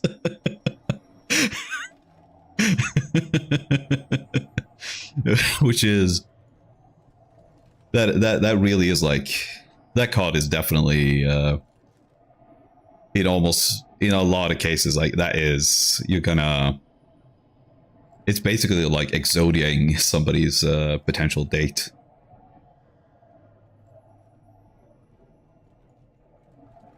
I heard of that game really well. Like, yeah, I want to play it too. Seems really fun. Seems like a game that is easy to get into. Like, it's not like an avalanche of rules behind it. It's Cards Against Humanity coded. I dig it. Yeah, exactly. Yeah, that could be really fun, provided, of course, that you play it with the right people, and not. Fortunately, I haven't run into them, but I have heard of some people who take it, things like Cards Against Humanity very seriously, and like judge people for the cards they play. It's like, dude, it's a game. It's all for a goof. It's super short to play with the most affection points at the end wins. It has many forms of data, and it's 60 plus. Oh, intriguing. I guess the issue with a lot of these board games, though, is the fact that you all have to be in one location. But maybe they do. Maybe they are on like Tabletop Sim or something. I don't know what, or how does Tabletop Sim even work?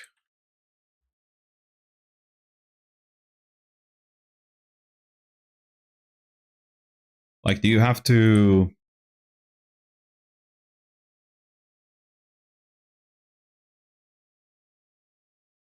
Oh, wow. I just went and looked at like Tabletop Sim, and it's like, there is a surprising amount of stuff you can do here. Like, there's plenty of board games, obviously, but apparently there is like like slot car racing tracks, I think, and golf courses. It's like, okay, you know what, this not too bad.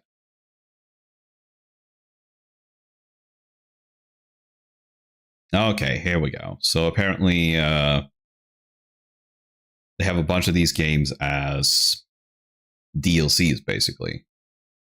Yeah, so here we have like Super Fight, which I remember Total Biscuit and the gang played. I think that was the one where where TB laughed so hard, he actually had to call the stream early and go into the ER. I mean, that is a glowing recommendation for a game.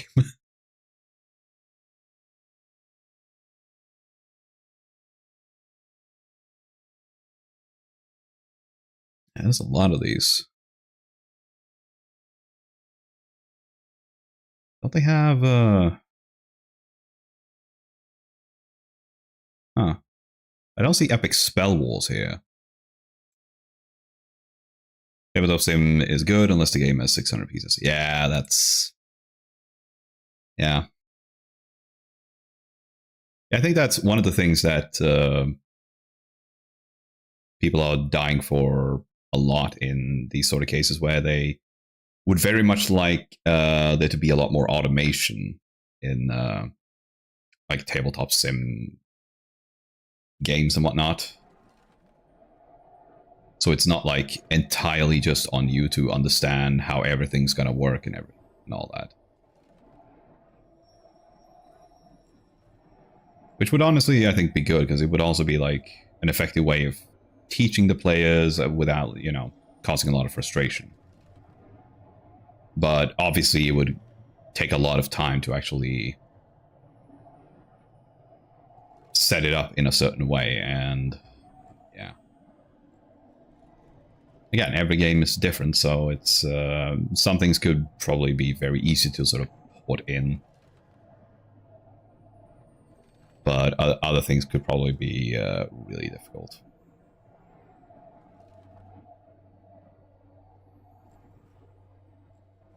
Epic Spell Wars, the battle whistles, duel and mount skulls, fire metal. Yeah. I think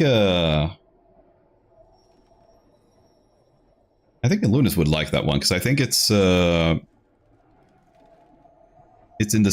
like the same art style as like Adventure Time, and it's all about making sort of custom spells, basically, like linking certain different words together into a spell. Yeah, it's really wacky. Adventure Time, come grab your friends. We'll go on to distant lands. Jake the dog and Finn the human. The adventure never ends. Adventure Time. I do love some whack. Hell yeah.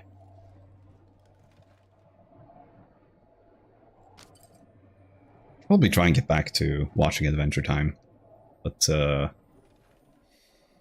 yeah, the early seasons are a bit rough, honestly. Because it really is like a fever dream. Oh my god, there's a fat fly in the room. Another fly? Is he there to avenge the one that died in your toilet?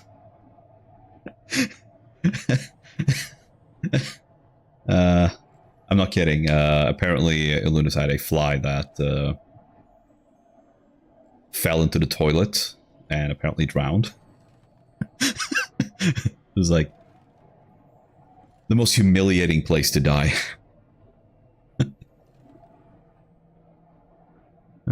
He's just like Barney from The Simpsons. I fell in the toilet. It's so thick.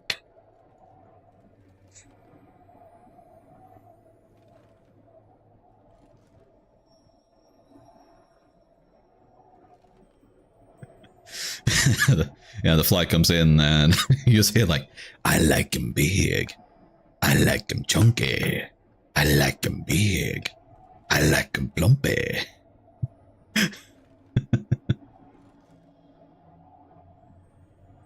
So October, why are there still flies? It's a good question. Yeah.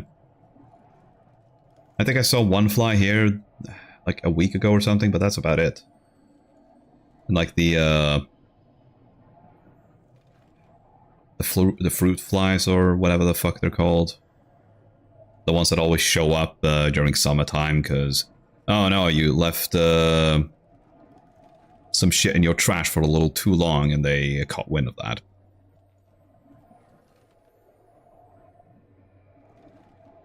Yeah, I haven't seen those in a while.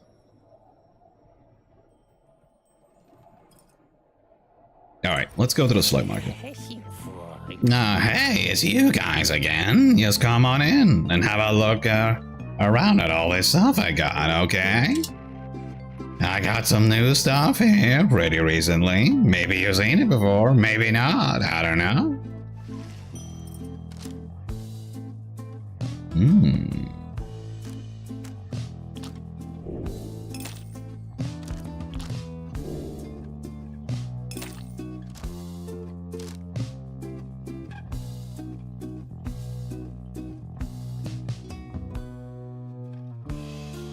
Definitely kind of want that one.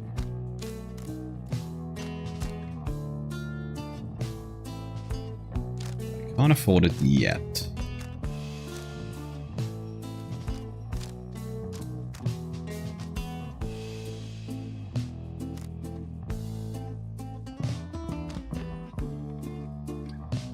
Yeah, let's just hold on. Must be our lucky day here. Well, I don't know what, Dad. It's funny how his dad just never says anything. Yeah, I haven't seen a lot of gnats, fruit flies either, but the flies are still here sometime. That's unfortunate. Last playing it many years ago on stream. We combine spell combinations to make a 3+ card spell, then you cast them and you do all the things the combined spell does. Yeah, Hex Blast of multi-targeted Pyroplastic Wet Willy of Doom. Yeah, something like that. And I believe the house rule they used on Co-optional Lounge was like, you have to talk like in a really exaggerated wizard voice. Like, I cast Hex Blast of multi-targeted Pyroplastic Wet Willy of Doom! Something like that.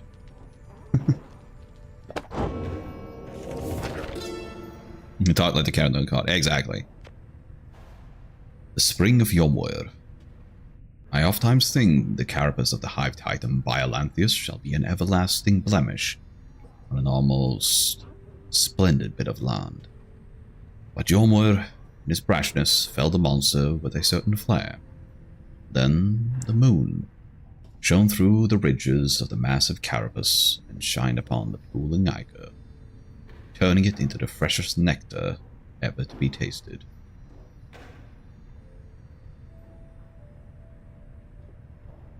So they drank his fluids?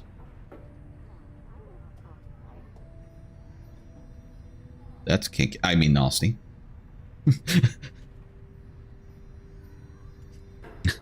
In a nommy mood now, Xerox. The spring shall flow eternally, and those who walk within it shall experience the resplendent glory of the land. The stars began to fall in the spring with regularity, and we now know how soon they shall do so. And we wish for you to see it for yourself.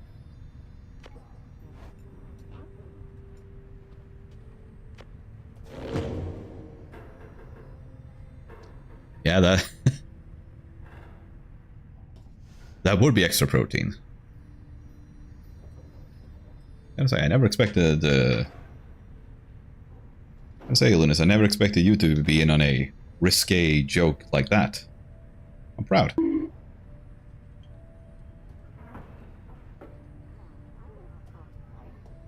I thought you asked if he's in a mommy mood.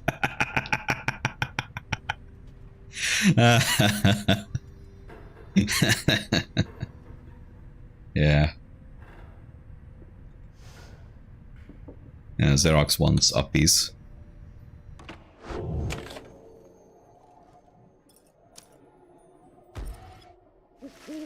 Alright, it's time to throw down. Once more you have returned to the spring of Yomwar, and your companions stand ready beneath a still night sky, awaiting the commencement of the rites. You overhear some of their words to one another as you await the signal in the stars. Tiso remembers having faced the Withdrawn many times before. Do you think we'll prevail this time, Tiso? Just then, you observe a glint of starlight that begins to shine above, and your companions soon fall silent.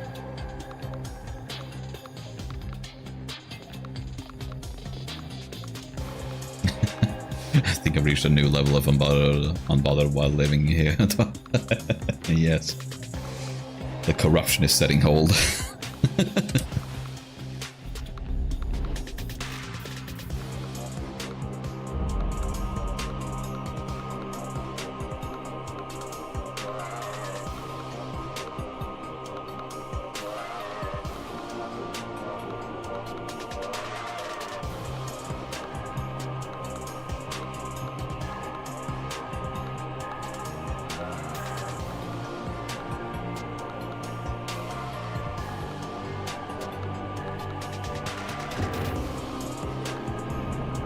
I too am in a constant mommy mood. Yeah.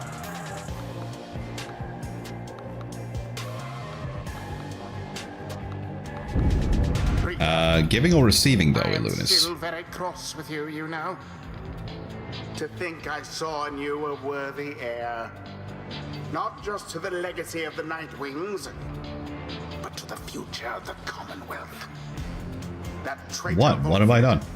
Only a fool would be seduced by Oh, well, I guess he, promises yeah, I guess he knows about and that. his dangerous ideas.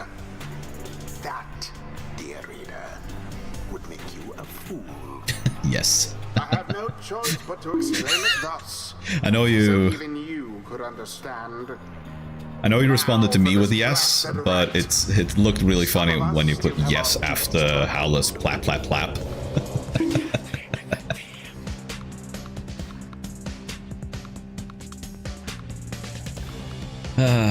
Oh shit, what voice did I give her? Previous time, you defeated us. Defeated. This time, all for your slack. No matter the result, and no matter the cost. The Withdrawn. Let us show them what the Nightwings can do. Oh no. Chad is going full on plap plapping. Who shall it be this time?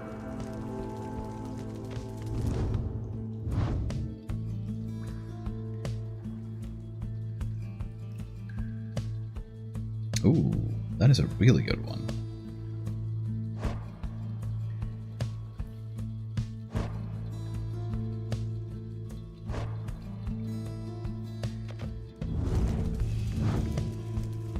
Well, we can only choose these three. The only question is, in which order do we go with them? Kipper.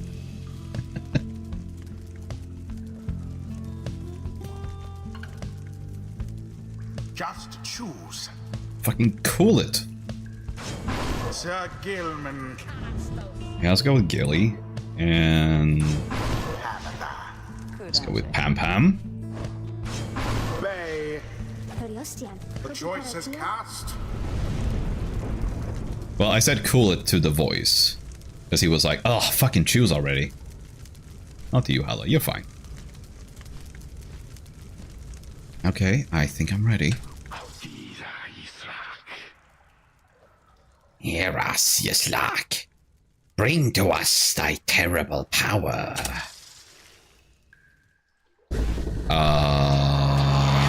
No. Begin.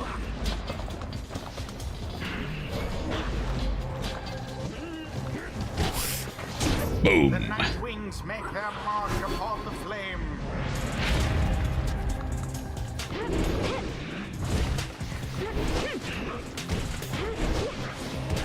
Wow, she is.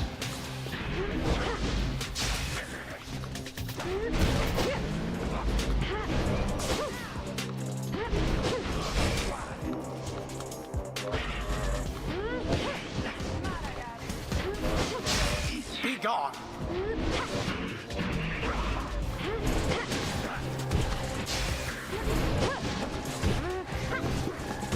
Boom! Flames of freedom.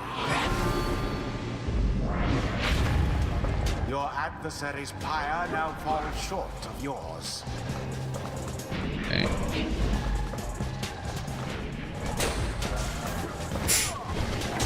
Headlong goes Sir Gilman into flame.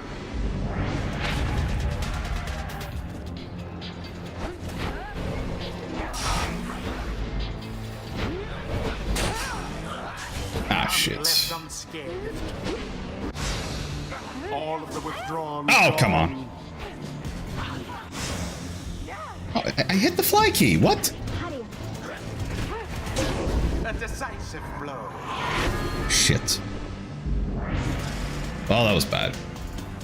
Even now, the ashes of our Pyre mingle with his lifeblood. Prevail or no, ye shall not interfere with his return. Uh-huh. Whatever you say. Ah, shit. Oh, you... Foul. Fuck. Oh, this is really bad now, actually. This is the road to ruin. There we go. Yes.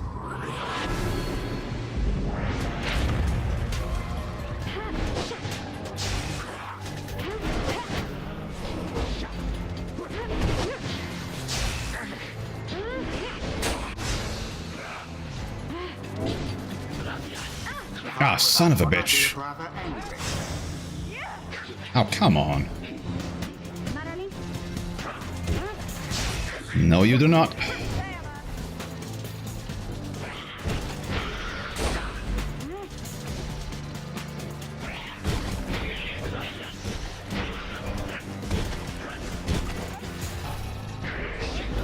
Now go. Oh, fuck me. Really? You poor Nightwing. God damn it.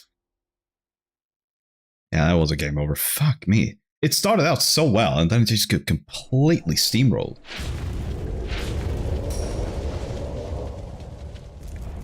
Choose now your band of traitors. Sir Gilman, Tamatha, Bay, if that is all of them.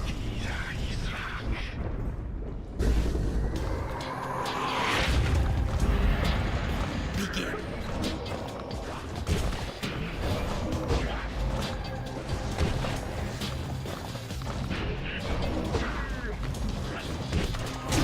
There we go. Wings make their mark upon the flame.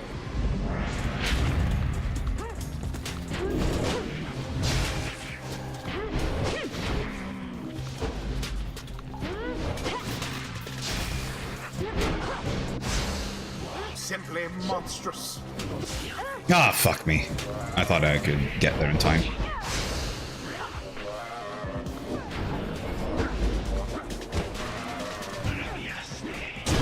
There we go. Whew. Almost thought I wouldn't make it. Let's see you Nightwings keep this up. There we go. Gilman plunges into the fire. Alright, alright, alright. We're getting there, baby.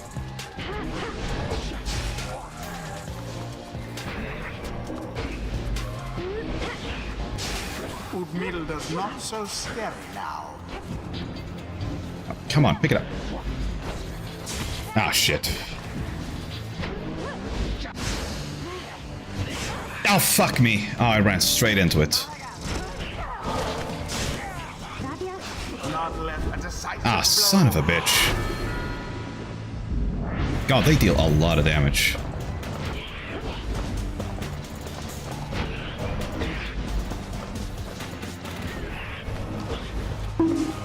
Ooh, there we go.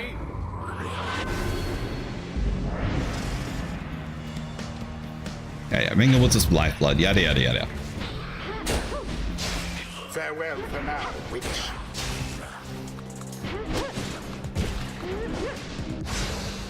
No sign of the withdrawn for now. Boom! Just one more. Alright, Gilman. Let's finish this.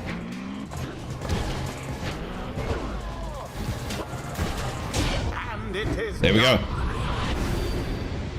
fine, yes, the Nightwings did prevail. GG! Perhaps they do deserve their freedom, after all. The ceremony is complete. Yes, luck favors defeat. Thine, ours, he cares not. Ye shall see. There is All right, much whatever to you say. learn from this experience.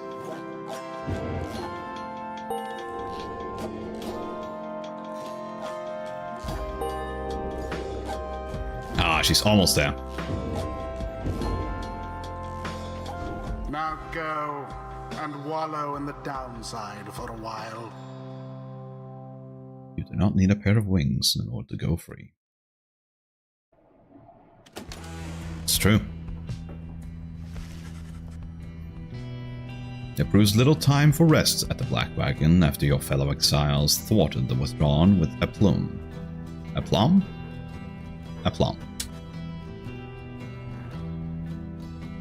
Those afflicted with banishment sickness seem to be doing better, at least, and express gratitude to Sir Gilman, Pamitha, and Bay for their efforts. Just then, the lone minstrel appears before you. No words escape his lips. You can guess full well what he has come to indicate to you, and follow him back out into the darkness. I think Hedda would like to follow him out back into the darkness. The stars above seem to be few and fading, and yet one still shines, defiant.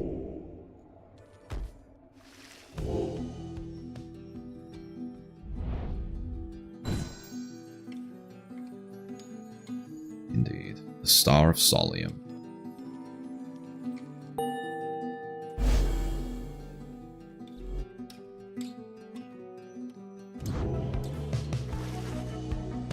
You notice that the lone minstrel is standing there with you, regarding the night sky.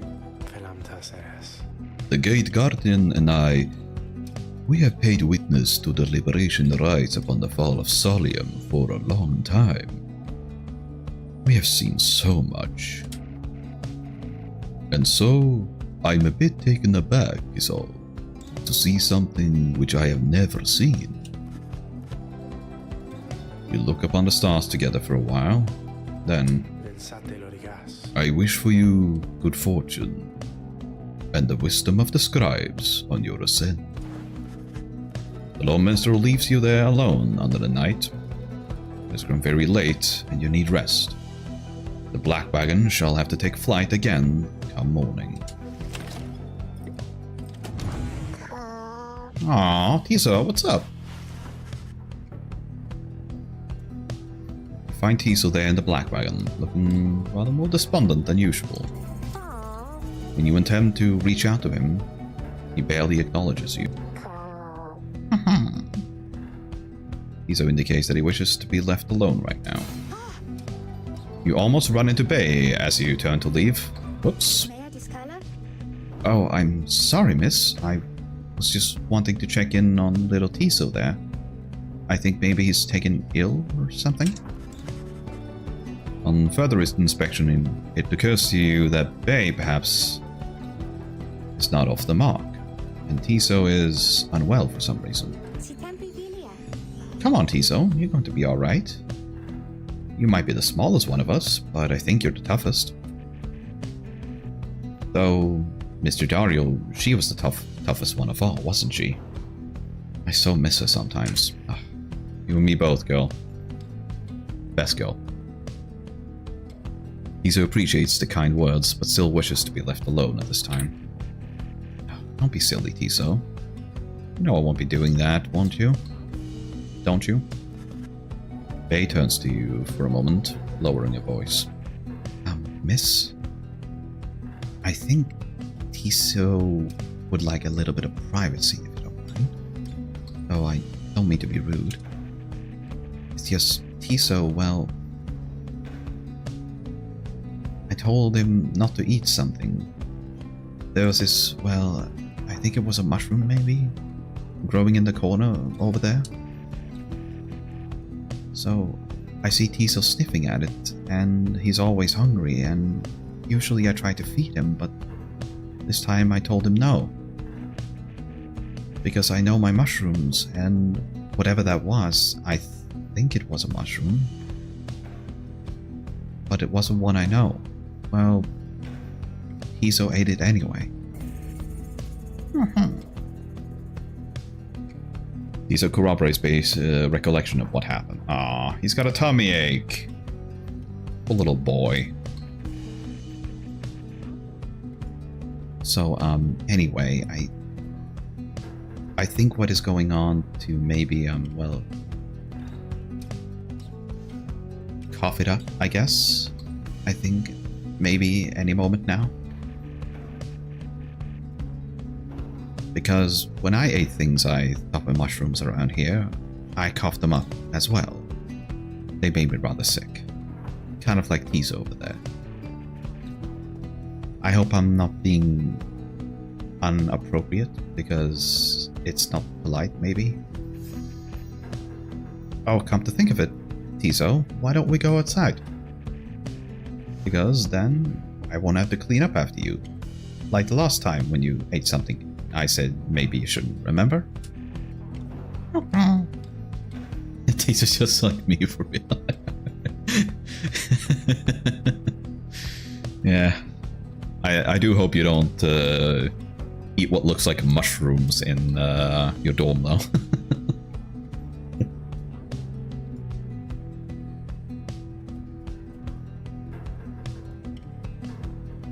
Tiso indicates he remembers full well and regrets not heeding Bay's food-related counsel.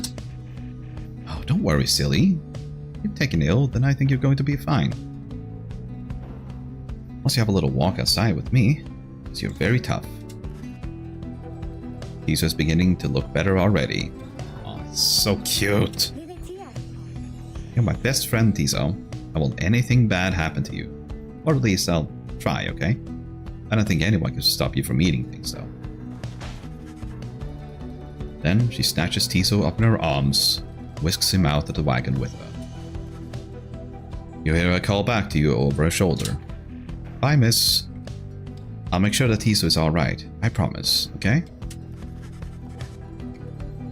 Although the prospect of Bay administrating medical assistance normally would give you pause, Tiso seems to accompany her willingly enough.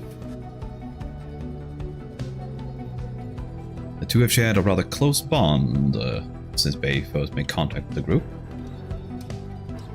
For someone like her who have lived alone for so long, the friendship must be vital. And as for Tiso, you must be impressed that a non-native of the downside seems to know her way around food safety even better than he. Indeed. Speaking of which, come on, grab the mushrooms. Why can't I grab the mushrooms? There we go. It's like really specific about like where you have to click.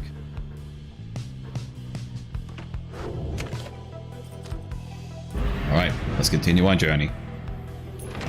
To the skies!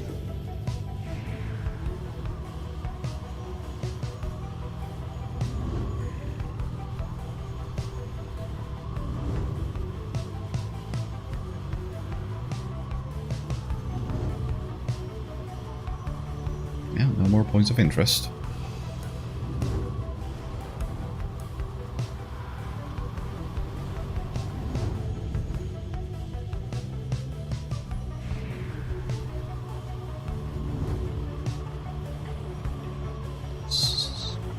Come on. Splat. I do wonder if there's a...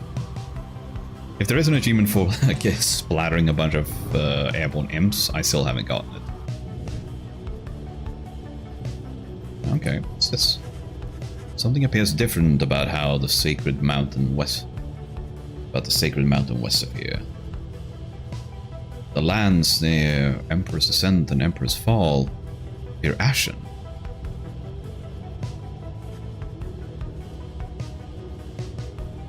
On the other hand, the once precarious regions below, which you know as Temple High Road and Temple Cistern, seem swept clean by the elements. The Lord Minstrel observes all this alongside you. Inclement weather we have lately seen, Reader Madam. We ought to make a landing closer to Scribe's Gate now. Then I suppose this means we shall soon see Celeste once more. Then I shall go tell everyone to prepare for landing.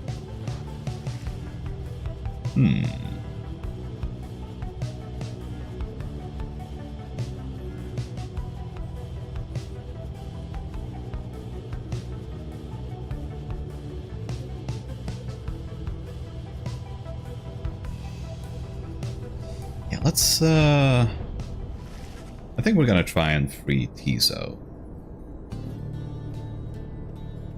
You arrive once more along the sublime grandeur of Mount Aladile. It appears that Lendl and the accusers have already arrived along the other route. Aha! Now they're beyond the Crystal Seeks, Wolfred. You call on me for some purpose, my reader? Okay, let's see if she wants to talk now. Why are you doing this? Reaching out to me again, like this? I've been abandoned in this blasted rock more times than you can count, reader. And each time, I have laughed it off, like so. She laughs. I fear it will be different this time. Before I knew that someone else would come around and pick me up where the previous idiot left off. But now... She scoffs and falls silent for a time. Well, it seems there may not be a next time after this. If what I'm to understand about the stars out there is even a half-truth. So, then I can anticipate an eternity of utter solitude. Without even the blasted rights to keep me company. Understand that, while I may be the apparition in a glass to you, I yet retain a shred of self, and do not happily foresee that outcome. And yet, you keep on coming back to me, like this.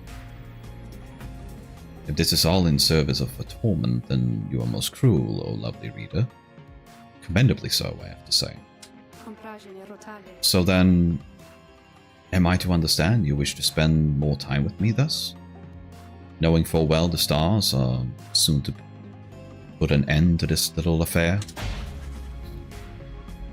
As if in answer to a question, you feel what seems to be the beyond the crystal itself.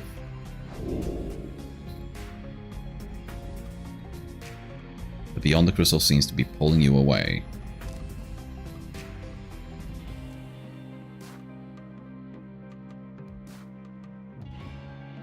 No, I'm gonna stick with her. Sandra's our girl. You focus your mind and remain where you are. There, with Sandra, in the confines of the Beyond the Crystal. And remain there with her for some time. No words need to be exchanged between the two of you. And in the darkness there, for once, she does not feel alone. Soon enough, however, she bids you to depart.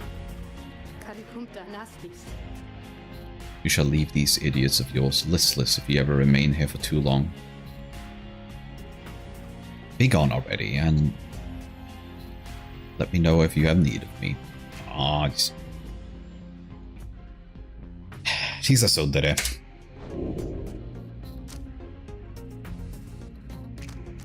She does like the breeder. He's been cranky, but she likes her. Not a problem. simply indicate who it is to be my student for the time. Alright, Wolfred, let's do this. You ask Sandra to administer one of her special trials for Wolfred. That fancy-talking sap, you mean? I shall be interested to see if he has learned something since last we sparred like this. Then, let us bring him forth. Soon Wolfred appears in heat of the summons. So it is my turn, then, is it? Then, let us see what we can do, my girl.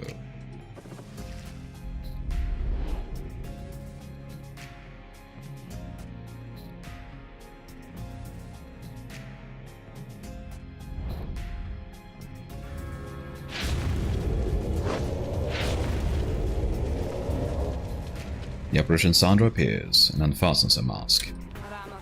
Listen well, Sap. You answer to me here. As you will, O Sandra the Unseeing. Proper as ever, then. Though, I wonder if you have the wherewithal that you project. Show me, then, what you can do without the benefit of those whom you would lead. And let us see if you, and your lovely reader, have reached a thorough understanding as of yet.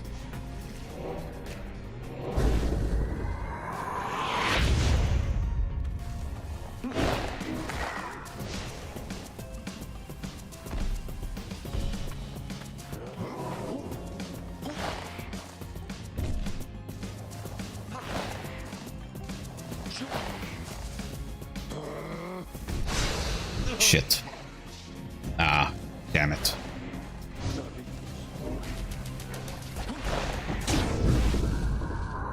Ah, dicks.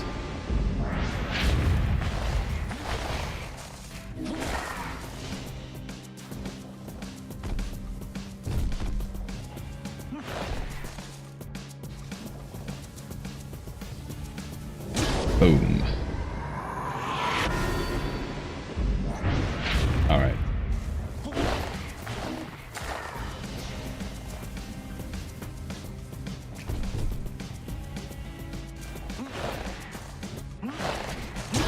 There we go.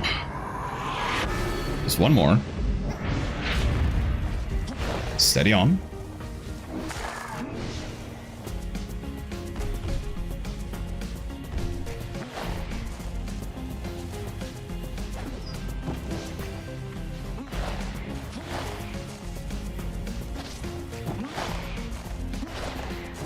Oh, come on. I was right on top of it.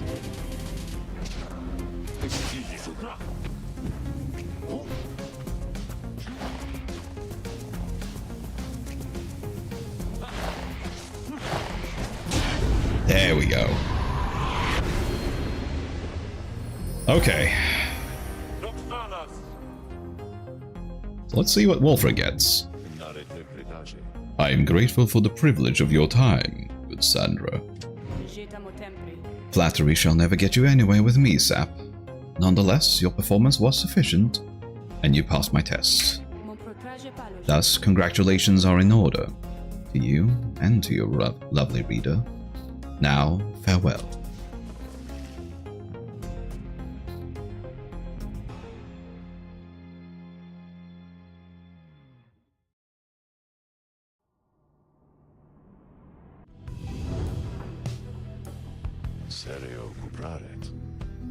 I had not seen that Sandra in some time. She has not changed a bit. But it would seem she left something for us, did she? Whose bow? Leading Wolf's time. Farther than usual. Ooh. I like that.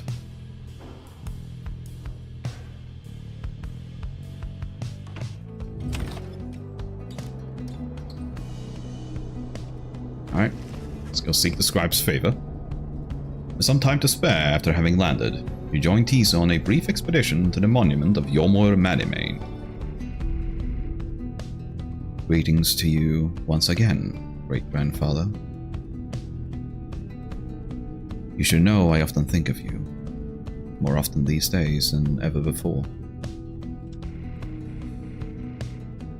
The friends whom I now serve I think they could use your help, if you are willing to impart it. You know I do not like to ask for favors, but I think this is important. You return to the wagon once he has finished paying his respect. You have occasion once more to pursue your vocations. Alright. Alright, what's up, Tiso? You observe Tiso rummaging about the black wagon, as though in search of something. He notices you there and rushes up to greet you. He's glad that you are here. He was just reminiscing about old times. But just as quickly, he resumes his search. He's just looking for something a former exile of the Nightwings once gave him. He's growing frustrated that the object he seeks is nowhere to be found. You almost do not notice the lone minstrel's approach. I'm afraid that is gone, Tiso. I'm very sorry. Reader, it is nothing that ought to be cause for much concern. Merely that Tiso has misplaced something of sentimental value to it. It was just a spare bandage, he indicates, exactly like the one on his horn. Tiso here has had many adventures with the Nightwings. Is that not so, Tiso? He squawks in approval. Those memories shall always stay with you. Is that not what matters most of all? He confirms this as well. Then, please do not worry yourself about it anymore. It is a symbol of a distant past, besides. Tiso skulks away, up into the rafters. The lone minstrel watches him go. The object that he seeks does not exist, reader. Tiso searches for it from a fleeting memory of his days with the Nightwings of the past. He performed regular duties of the other Drive-Imps at first, but soon distinguished himself. I was none too surprised. He was clearly special. He had grown close with the other members of the Nightwings when misfortune fell, and the triumvirate fell apart. Perhaps Wilfred has revealed to you more of the details. As for Tiso, I feel he must make peace with the shadows of his past somehow. Perhaps then he shall cease searching. You need not worry for him, of course. He is resilient and shall always serve the Nightwings well. You might say he was born for it. Begging your pardon, reader. The lone minstrel excuses himself in his polite way, leaving you to consider what he said.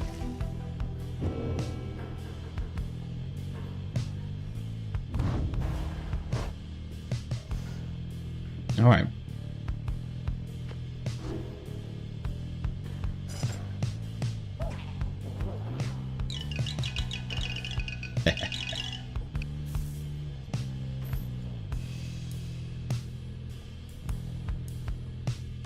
Well, alright.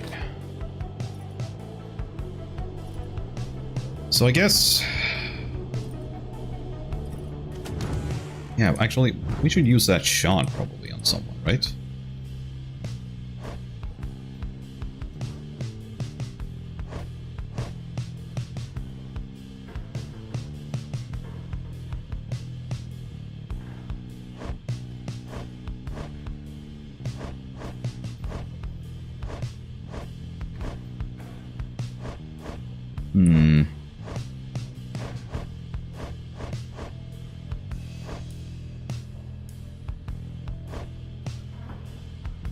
I could cap her out, but I don't think that would really accomplish much.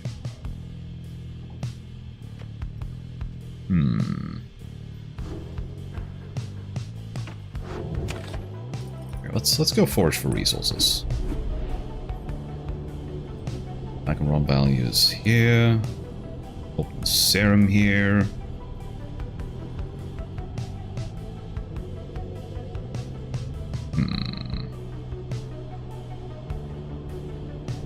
Yeah, let's go there.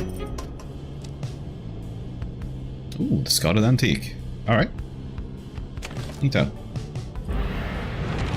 Let us press forward onto the Scribe's Gate. So we can see our other waifu.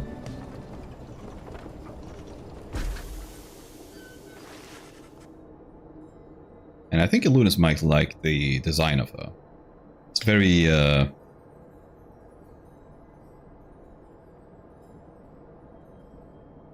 sort of Greek pantheon.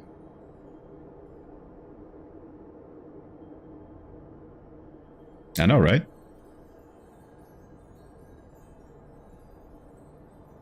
Again, you stand before Scribe's Gate, but the Gate Guardian regards you all above an archway carved from stone. The exiles of the Nightwings, you must know by now that once the stars no longer shine, the light shall cease. For now, step forth. Definitive Hades vibes. Yeah. I do wonder if maybe Hades had like started like early. If like her design is like what inspired them to like go with the Greek mythology theme for their next game.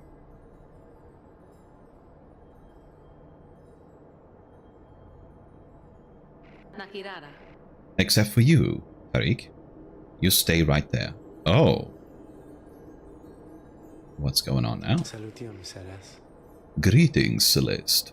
The Nightwings are prepared. And as for me, you shall not blaspheme under the gate again. Do we understand each other, Tariq? Aye, Celeste.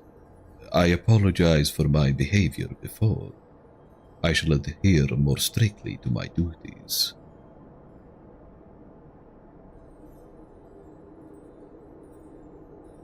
Do I just have terrible memory, or did the game not specify what he did? Like,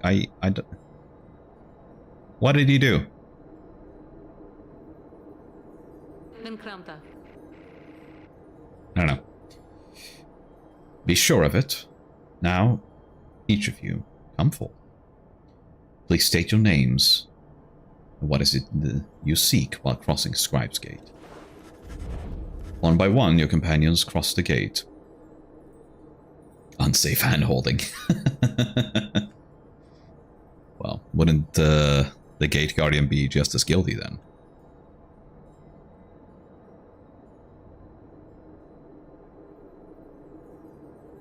Or maybe she wore a glove, but he didn't. Scandalous. Blasphemy. Maybe I should play Blasphemous next. The game seems fun. Cross the Scribe stage until the time is done, and you follow them in turn. The Gate Guardian regards you all, and waves you through toward the summit. The 8 scribes bid the Nightwings welcome. Go forth with glory. Am I free to accompany them, Celeste? Or shall I remain here with you? Wink. There's gotta be some fanfic between those two as well. It's gotta be. She looks at him for a while. Ah, she's considering.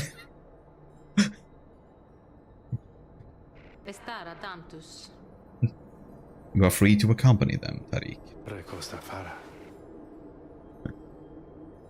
As you will, Celeste. Until we meet upon the summit, then. I desire warmth. I must have it.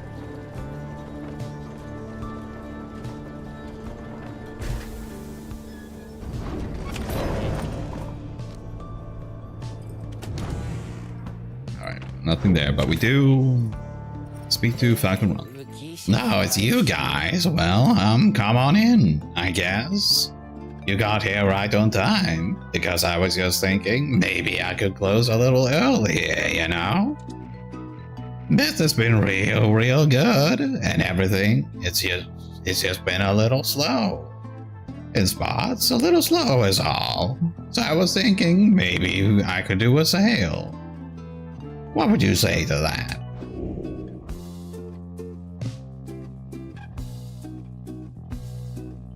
Sure. You suggest if I can run a sale might be a good idea to liven things up a bit. Oh, well, I guess that maybe that's a way to look at things. And so then, I'm gonna think about it and stew on it for a while. But no promises, okay? So, you buy something here or what?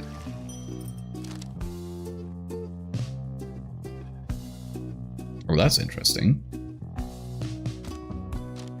Let's sell my berry and mushroom.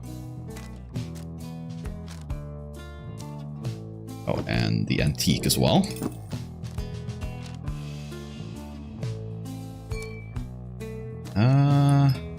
Did we get that?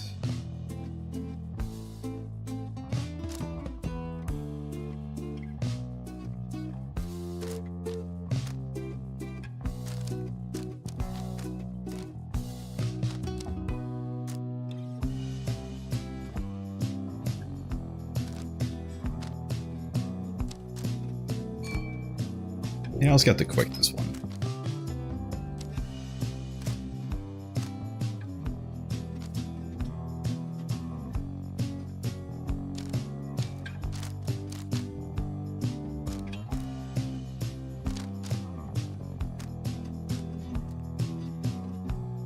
Yeah, we can get some Stardust as well. We can upgrade something before the right.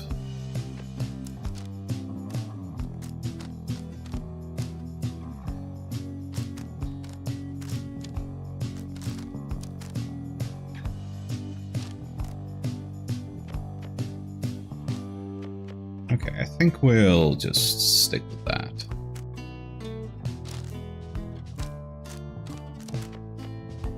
Yeah.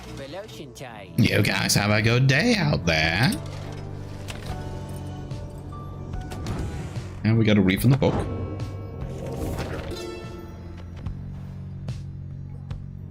I need to turn on some lights. It's already getting dark here.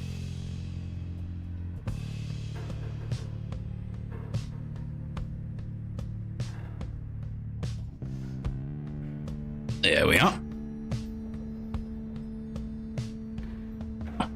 Ailments in the downside often give no warning when they strike. Those who keep moving make no attempt to settle. They reduce the risk. The afflictions come in multiple varieties. The bogs of flagging hands, a pallor tends to sink into the skin, and then into the mind.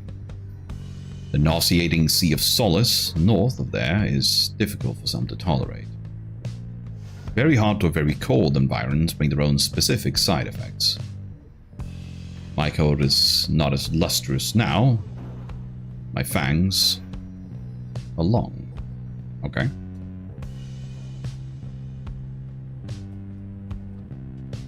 Like all aspects of the downside, all these ailments share a purpose to test your body, mind, and spirit. They only appear to harm. Accept them, surpass them, move on. Alright.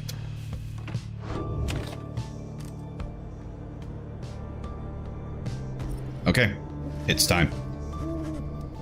Once more, the time has come for the liberation rite. But one among you can go free if you prevail. Freedom is likewise at stake for your adversaries, the accusers. As your companions gather under the fall, awaiting the commencement of this vital rite,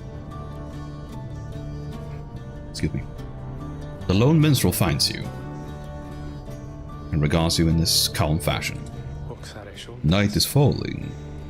These moments prior to each commencement, I must admit, they give me pause, knowing so much is at stake during the trial that is to come. Tell me something, would you, reader, to ease the waiting for us both. I have traveled far and wide, even beyond these lands. However, the Commonwealth, I know Start over. I know only through word and song. I sometimes think of what life would be like out there. If you were not ensnared within this place and free to roam your country, what would you have done with all your days and years, rather than striving here under the stars? What would I've done?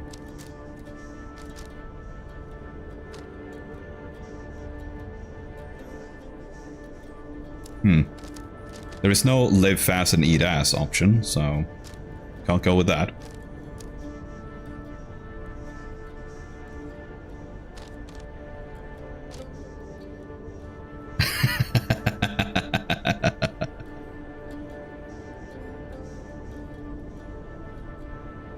You can, the old little pillow fort.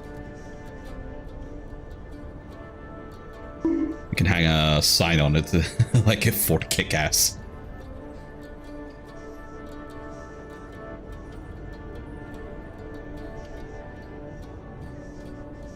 Ah, the one in Minecraft. Ah, yeah, that's right. I forgot about that one. Even though you sent me pics of it. That's good to hear.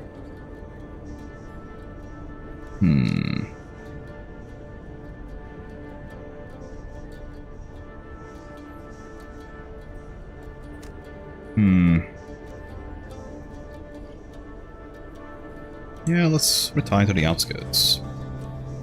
You long to find some solitude out there, though of a different sort than all the solitude available in such abundance in the downside here. You would have lived out your days in peace, beyond the bustle of the Commonwealth, and in a manner closer to the olden times. Peace be with you then, reader.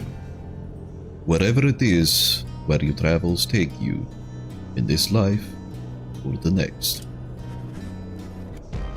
Just then, the lone minstrel looks forth, and you see that it is time. The stars above, though faint, begin to burn.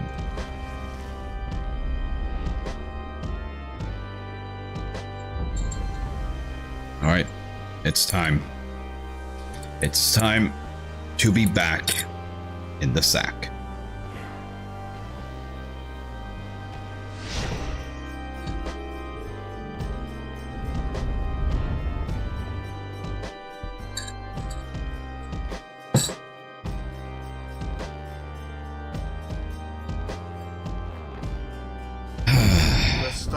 That yet remain aflame, align once more over the sacred fall of Solium. 'Twas here that the 8 scribes ordained the glorious tradition in which you now participate. The glorious tradition which you and that instigator Wolfred seek to undermine. Oh, My shush. sincerest hope, your adversaries in this liberation rite achieve instead what they desire. Nah. May the accusers quickly quench those flames of yours. Let us get on with the proceedings then.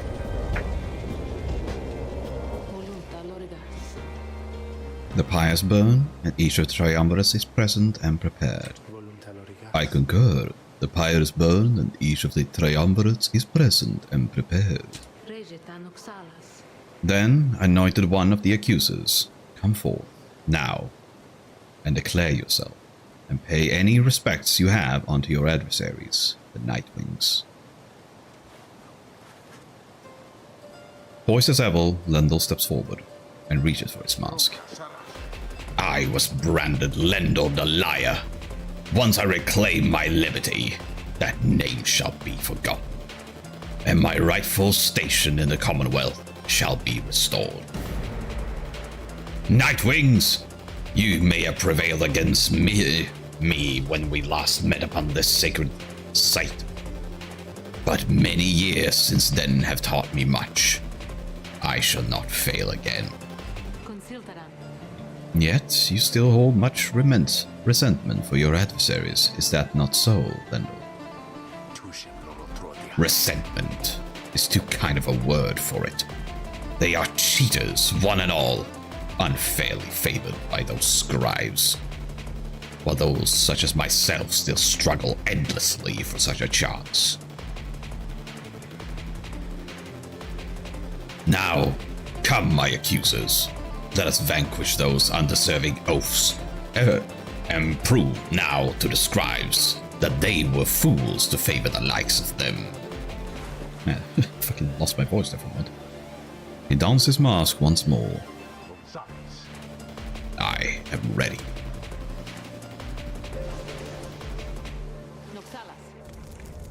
Nightwings, on whose behalf shall you conduct this liberation rite?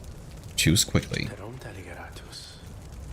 May you heed your heart in making your choice, reader. I trust you are prepared to play the hymns with me, Tariq? Always, Celeste. Whom do you endeavor to return? Indeed, whom do I wish to return?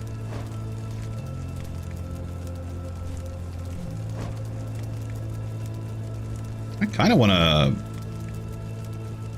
return Tiso, actually.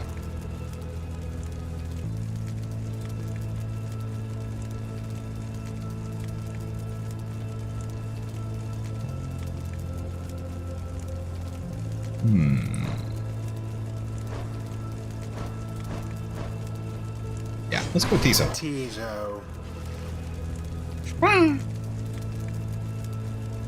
Tiso is very moved by your decision. Who shall lend him support? Yeah, I definitely think I might go with Bertrude, because he's fantastic.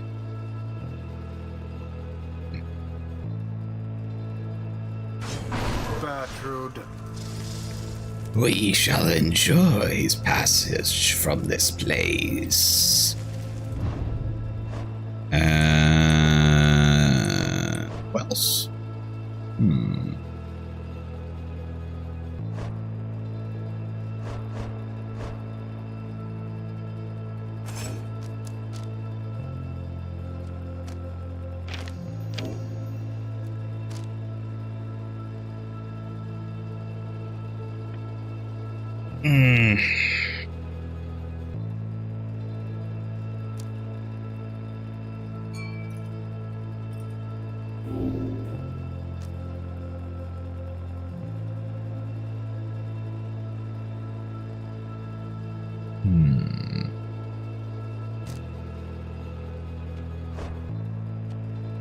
Oh, I wonder.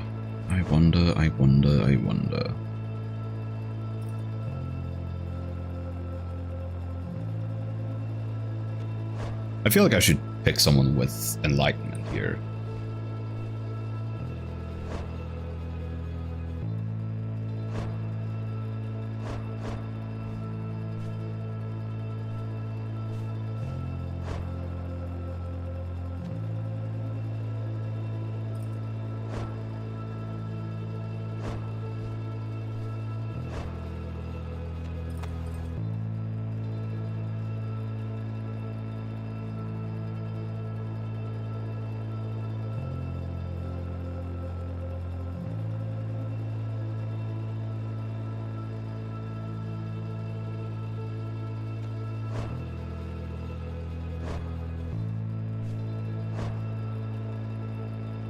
Maybe we go with Wolfred, actually.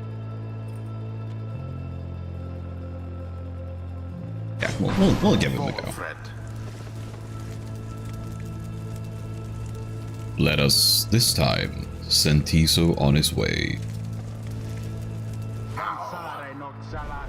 Come then, Nightwings, and look upon me one last time, for by dawn I shall be free, while you wallow in the terrible defeat we have in store for you. Uh-huh. Commence.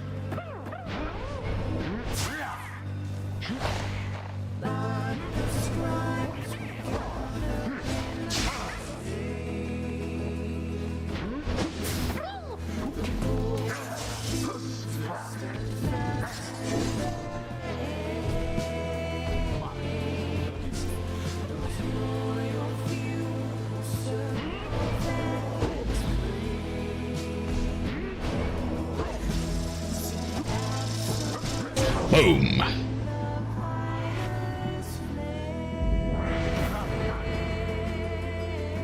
You imp! He signals out Tiso from across the sacred grounds. The indignity with which you have brought upon me all these long years, tonight it shall be washed away, as I, at last, return unto my post. Long had I toiled in this abominable place, only for you, pathetic wretch that you are, you of all things, to thwart me and my accusers in our moment of triumph. It was a small consolation, knowing that the Nightwings fell apart soon after. A misfortune which you doubtless wrought yourself. As for we have clawed our way back to this mountaintop, you sniveling, loathsome little beast. And this time, things are going to transpire in a very different manner. Just you watch! But Tiso stares right back at him, betraying no emotion, but then he claws at his mask. Aha! Certain imp expressions resist translation. Suffice it, Tiso does not hold Lendl in high esteem. It seems Tiso does not hold Lendl's mother in high esteem either.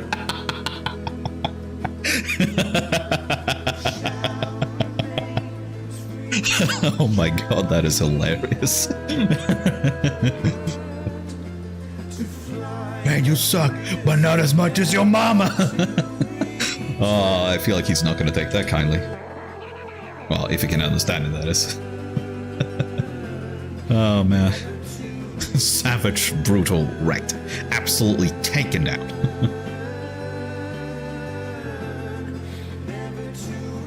And he dons his mask once more. Why, you? How dare you raise your weakling voice at me? You blasted Nightwings! Would that we all go free? That I might have you all arrested and then sentenced once again? Now get out of my way!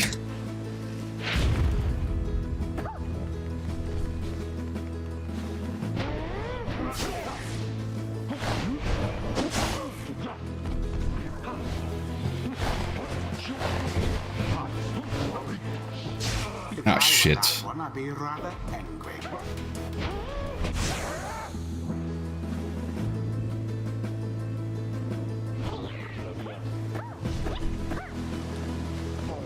Now then.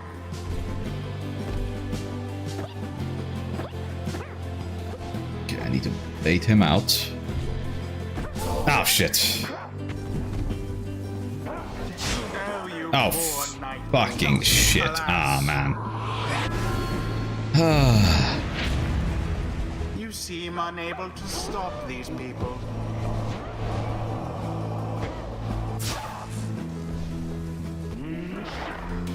Thoroughly banished.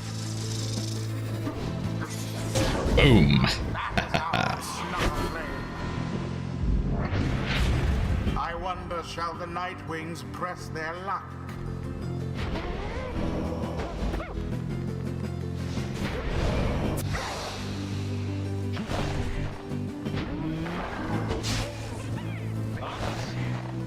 Now go!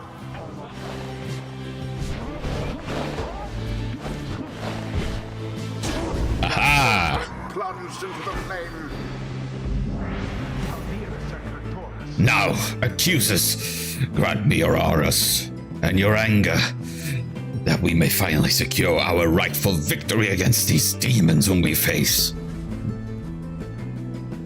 We don't have any demons on our team, though. And his teammates are demons as well. Won't they be like, what do you mean demons? Are you using that as a slur? He's channeling the auras of his triumvirate, and the strength combines with his. This must be the aura gain. A secret technique developed by the accusers to ensure their victory in the liberation rites. Oh, is he gonna get like ultra fat aura? Oh, so he's like protected now. Oh, I see. That Lendl yearns to regain his status in the Commonwealth. Would you deny him that?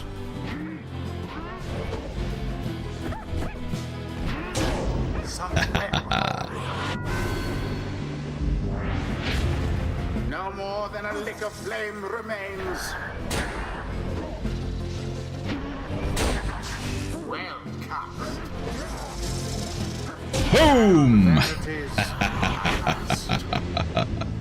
The Nightwings proved their worth. Get wrecked, Their homie. adversaries they defeated utterly. Thus ends the liberation rite. And thus the scribes have chosen the exile appointed by the Nightwings shall be free, absolved of all misdeeds, return to glory in the Commonwealth. His adversary and all others shall remain to carry out their rightful sentences.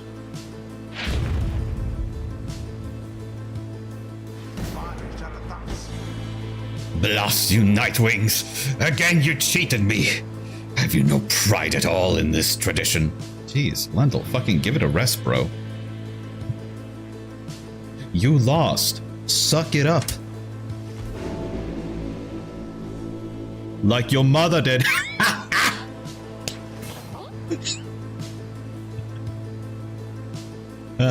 We have fun. Tiso is stunned by what transpired, and by what he thinks is about to happen. He looks around as reality of what transpired sinks in.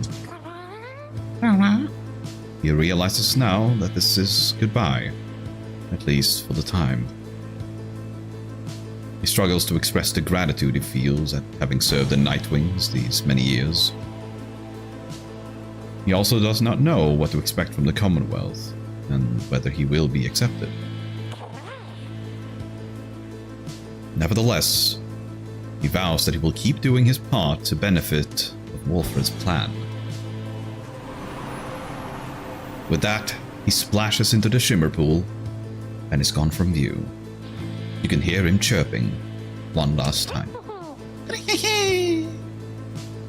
It's adorable. Yeah, I know. Tiso wishes for the best for each of you and asks that you remember him. I'll never forget you, buddy. Godspeed, Tiso. Perhaps the scribes are watching even now. Watching as their glorious tradition draws to a close.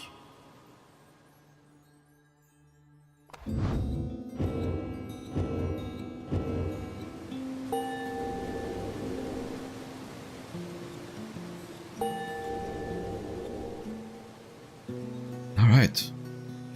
I guess the question now is, what now? Was this the last one? It sounded like it was the last one. Now take your execrable companions someplace else. Hey, fuck you, guy.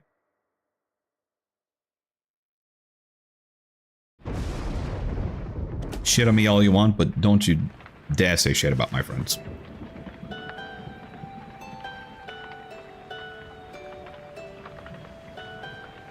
Just for language. No.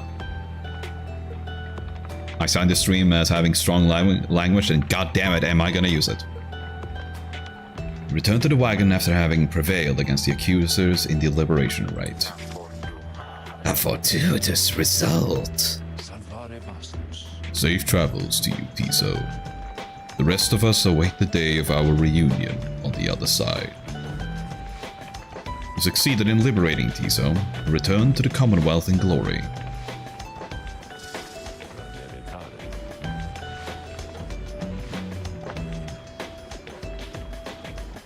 Our plan approaches a key turning point.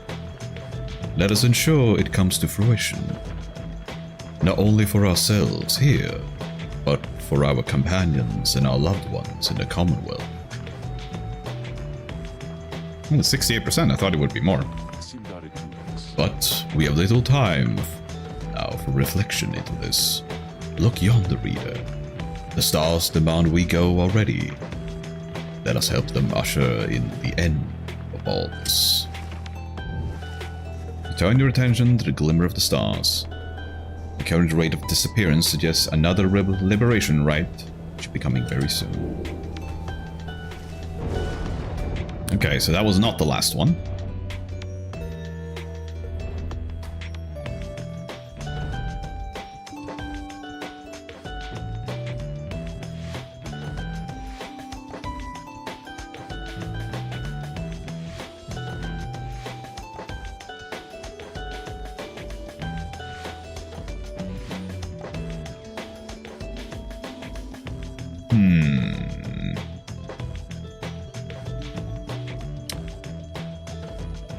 Well, I guess the question then is, which one do we go for?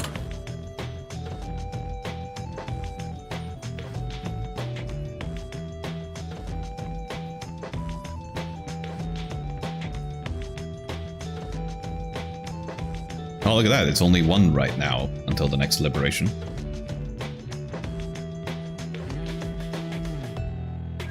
Interesting.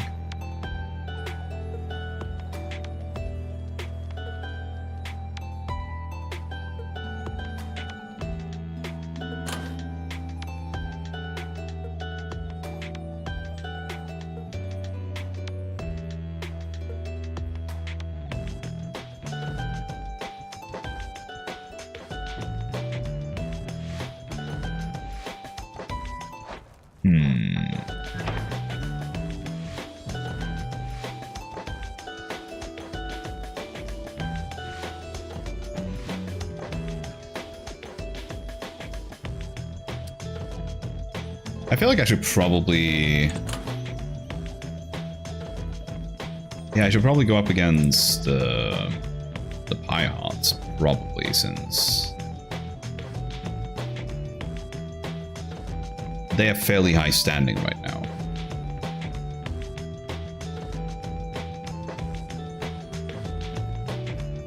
Although I do kind of want to go up against the Fate again, so Bae can meet her boyfriend.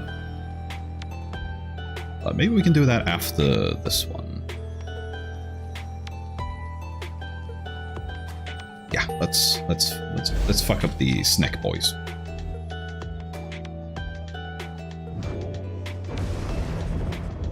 Now the stars bid you to return to the Isle of Kaelamer, where you shall stand against the Pyre once again.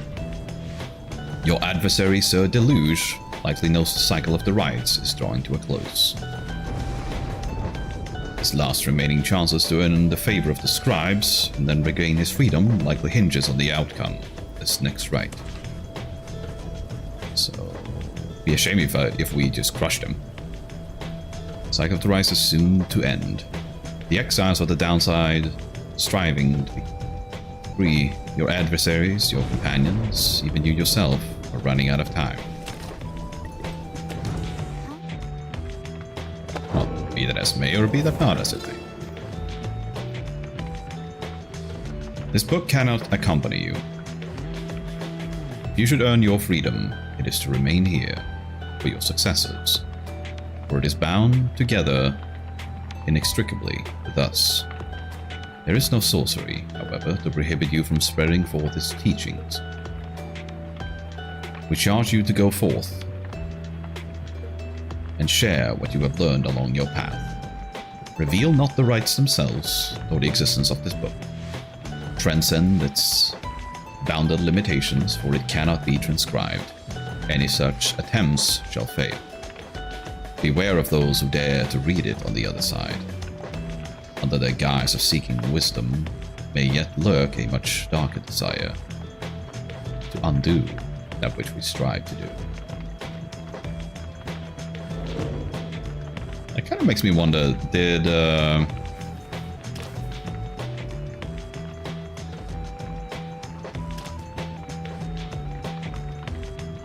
Is it perhaps the case that Wolfred read the book on the other side? Alright, Bae, what's up? In spite of the late hour, You find Bay minding her own business in the wagon, talking to herself, or rather, to the wagon walls. But most of all, I think I'm going to miss his little chirping sounds. He woke me up with them sometimes. He kept waking me up. He sure was a good friend to both of us, right, little brother? Why, you knew him even better than I did. Much better, I should think. So, I must really miss him too. She spreads her arms against the wall. I understand. I understand. I do. I do. Those drive imps up there, they seem very sad about this too. Or maybe some are happy. I don't know. More food for them to share, and they liked food. Lisa sure liked food. I wonder if he'll like the food at home. It's very different, right? And so maybe he won't. But he eats almost anything. This must be so exciting for him. And I know the scribes, they shall be watching over him. Still. I think maybe they love him best of all. I cannot wait to hear what he thinks of it all. And I think for sure that he will help with Mrs. Sandalwood's big plan. That's the great thing about Tisa, little brother. No matter where he goes, he always helps. He always helps. She bounds off without acknowledging your presence in the least. You sense that she has found some peace despite being separated from her little friend Tiso. You hope by now he has found safe passage in the Commonwealth. Indeed. Wish the best for a little buddy.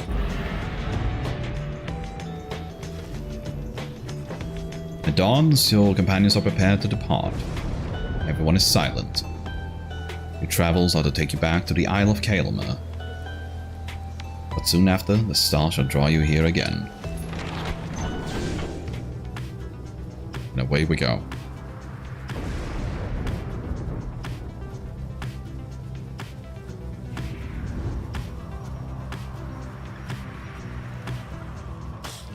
Splat.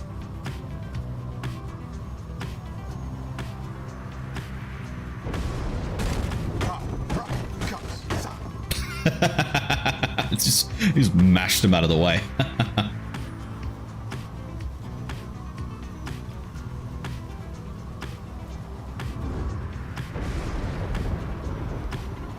I'm coming for you.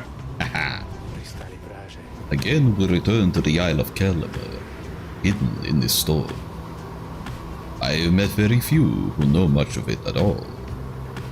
Much less have walked upon its stones and sands. The disconcerting tales of the demise of Kaelmer Rockcaller, who met his end here on that isle. The imps that swarm and breed across the place today seem not to mind. Oh shit, it's just a fucking place.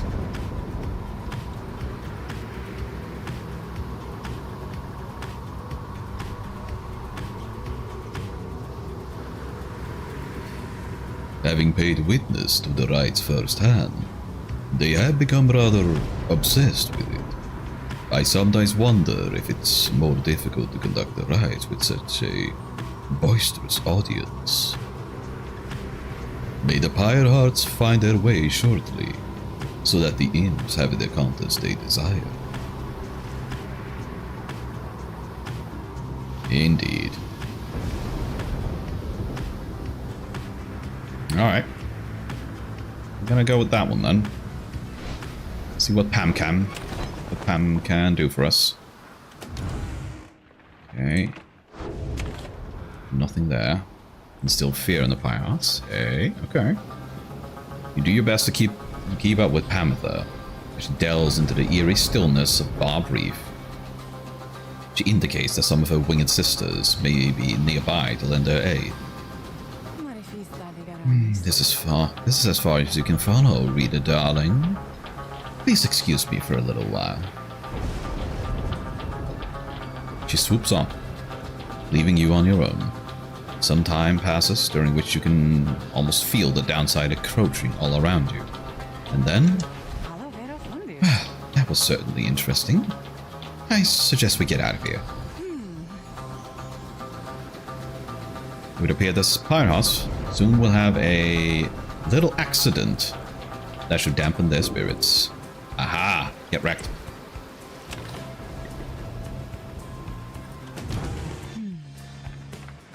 Alright, what's up, Pam Pam? Pam's are staring out the window as you approach. I miss flying, Rita darling. Take it from me. It feels as good as you'd expect. It's not enough for those Commonwealth brutes to cast us down here. They can get their fingers on us and make sure we never fly again as once we did. All while calling it an act of mercy. Let me ask you something. You'll learn a thing or two. What have your studies taught you of my kind?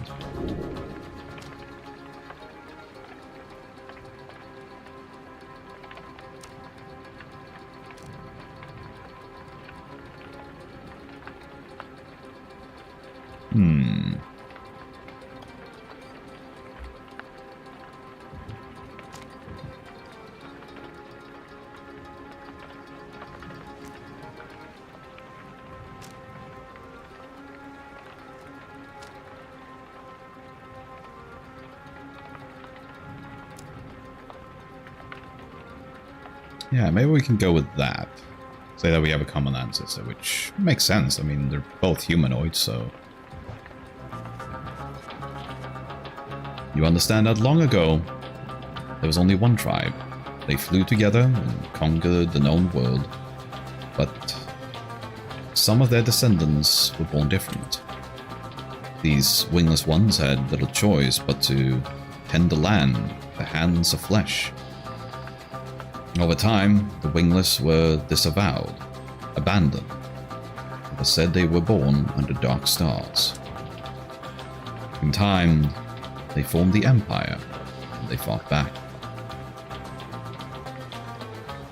Not all the winged and wingless were at odds, and famous harps such as Saint Triesta Tethys proved kinship to be possible.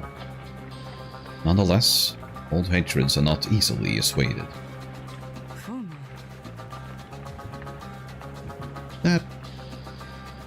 This is fairly accurate to our account of things. So, in a manner, you yourself are sister to me.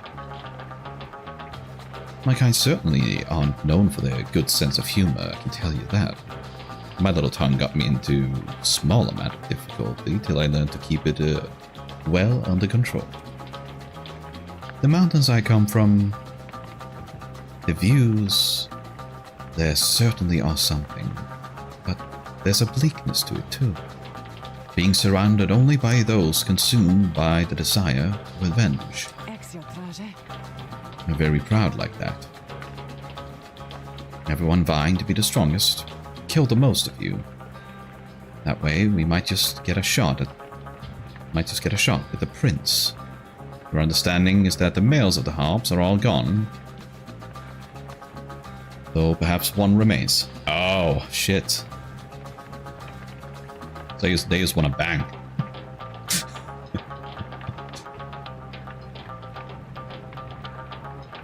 Continue the line, if he even exists. I mean, if he doesn't exist, then how do you propagate them?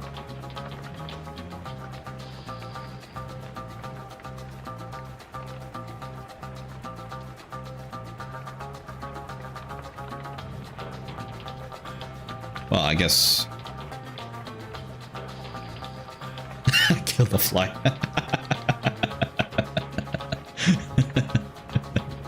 Well done, Illunis. Just shows up the Doxel thing, enemy slain, or whatever the hell it says. Great evil vanquished. I guess it depends on which boss you kill and which game it is.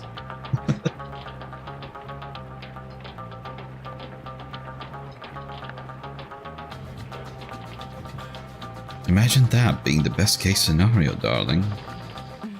She shakes her head. Anyway, I was just thinking I rather enjoyed the traveling we've done. The change of scenery does me some good. Perhaps I'll stick to wandering after all this. In fact, I have a fancy for some wandering right now, if you'll excuse me.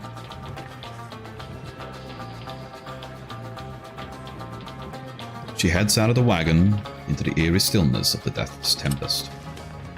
Alright. I've taken the lives of the insolent. Yep.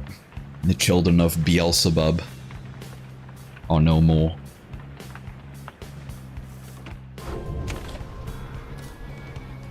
His spawn strewn to the four fucking winds.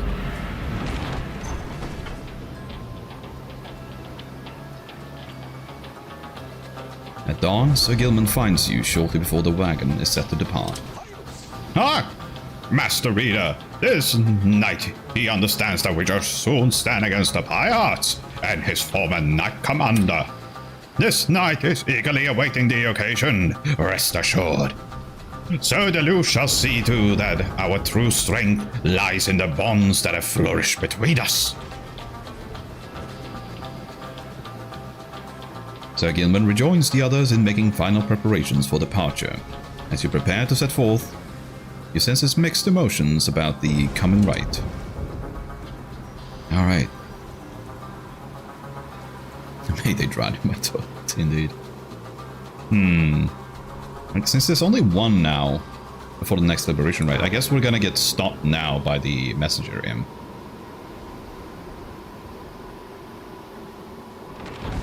Or not. Never mind.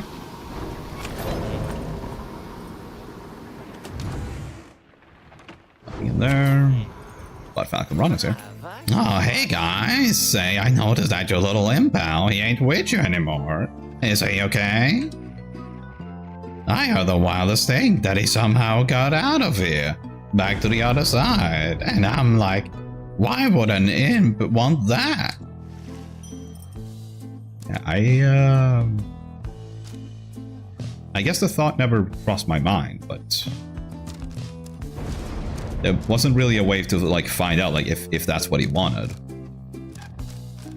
Like at least Bertrude has said like no. I want to stick around. I like it here. And Wolford has been like, I want to go back, but it's better if the others go back first.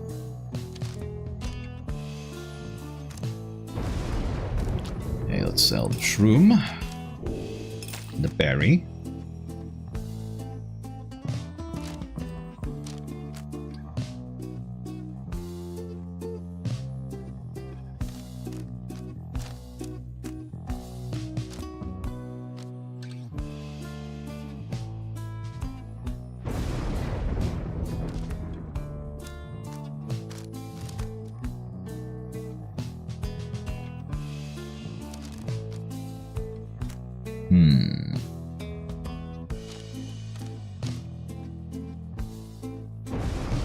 I guess I don't need that either anymore.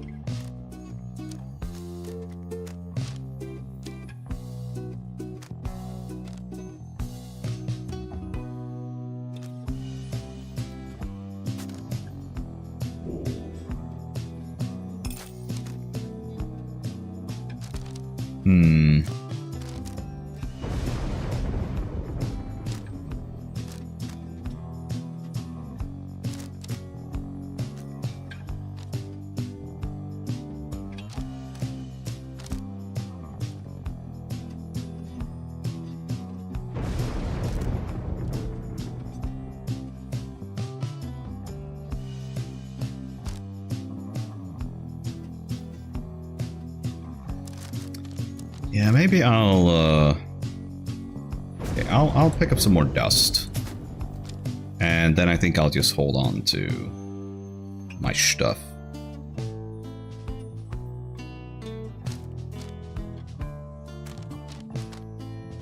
So I definitely feel like if I can find that frozen tear that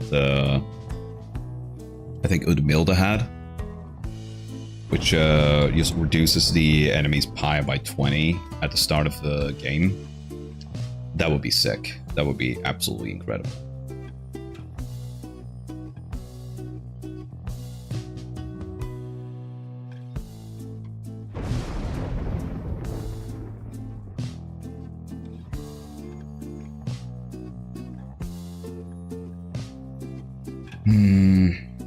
So I guess we just hold off until then.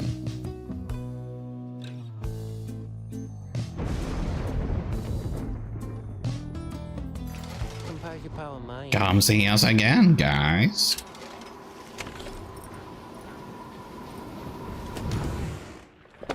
Okay, and we have new pages. There is a simple pleasure to be found in foraging about this place. Easy for a cur to say, of course. Though barren looking to the naked eye, the downside has its share of semi-hidden treasures waiting to be found. It was a nose for treasure, after all, which drew us here. Certain types of artifacts found in this place could fetch a reasonable sum in soul, whether because they shine with inner light or due to other special properties. I have observed that stardust, freshly fallen from the heavens, sometimes glimmer in the afternoons. I have not found a use for it as yet, although because it brings me faith, perhaps I have, indeed. Alright. Just loading a bit of sentimental value for something. Okay, I think... yeah, we can definitely do this right before we call it a day. But I need to go to the bathroom real quick, so I'll be right back.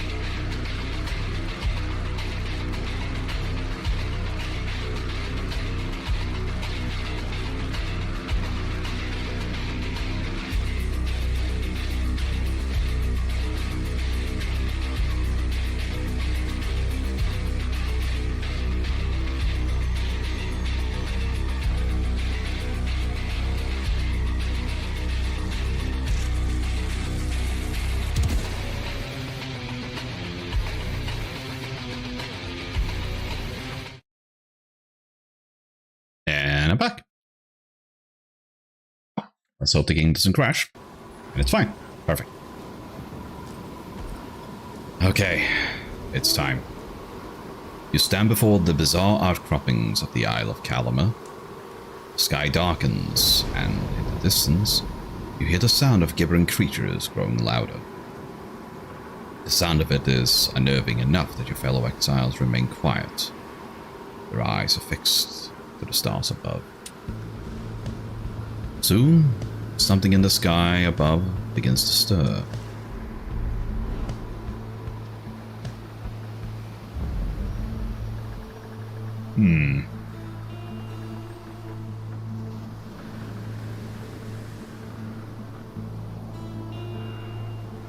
I don't really think we need to invoke anymore.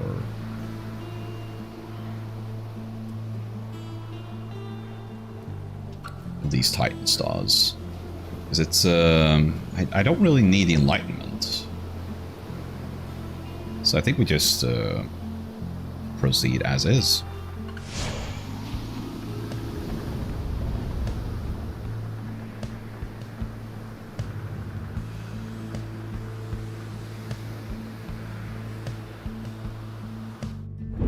Reader, it seems the stars once more have mustered wherewithal to usher in the rites. The sky grows dimmer by the day. An age is ending. Surely you must know by now that you shall never all be free. Yet I mean, still you struggle to fulfill some yeah. senseless plan. But I digress, of course. Some of us still honor the tradition. Some of us hold dear the teachings of the scribes. The pyres on each side are burning bright. From across the field, you observe the leader of the pirates approach and remove his mask. You Nightwings, our kind, we never would have bent our backs for the likes of you. This knight has no love of your accursed country anyway. This knight could simply swim back to the Sea of Solace wherever he so pleases. Perhaps he shall do exactly that once we're finished here. Who shall it be this time?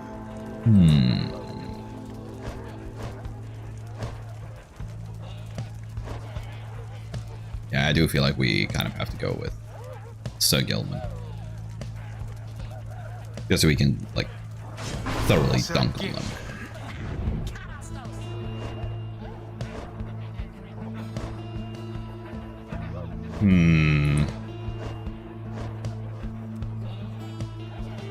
I guess we can go with Pamitha as well, so she can hit rank 5.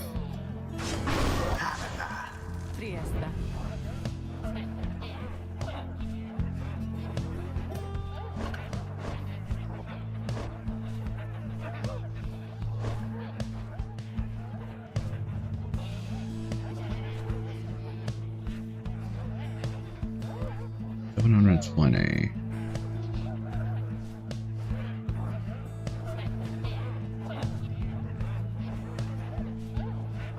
I wonder if that's going to be enough. Like if I beat this trial with Bay, if she's going to get to cap as well.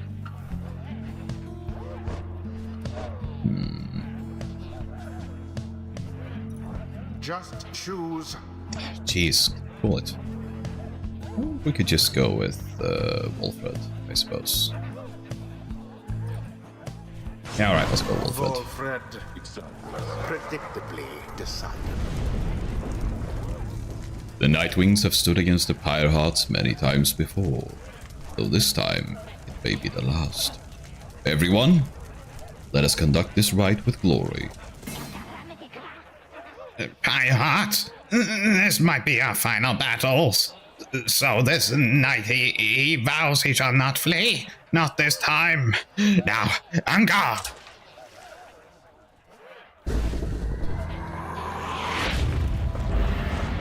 Commence.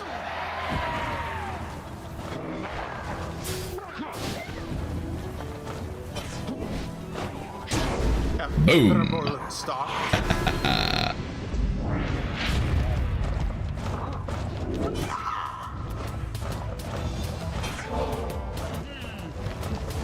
The Boom. Worm Knight somehow did it.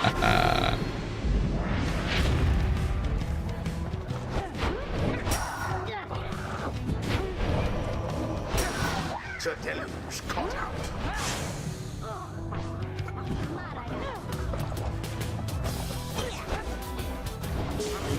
Ah, shit. Audacious, aren't we? Banished one and all. 'Twas but a Boom. little splash.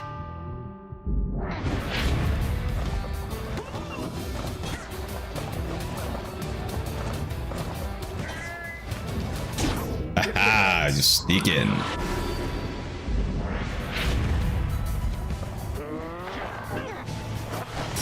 I thought they had you there.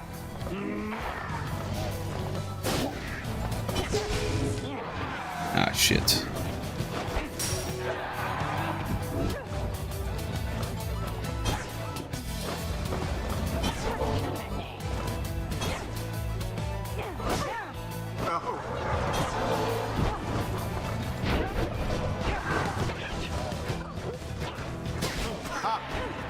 Ah, shit. Orb quenches the flame.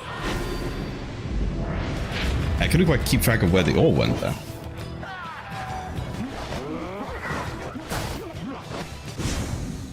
A rude predicament for the Pyre hearts. Woe is you. Ah, bastard.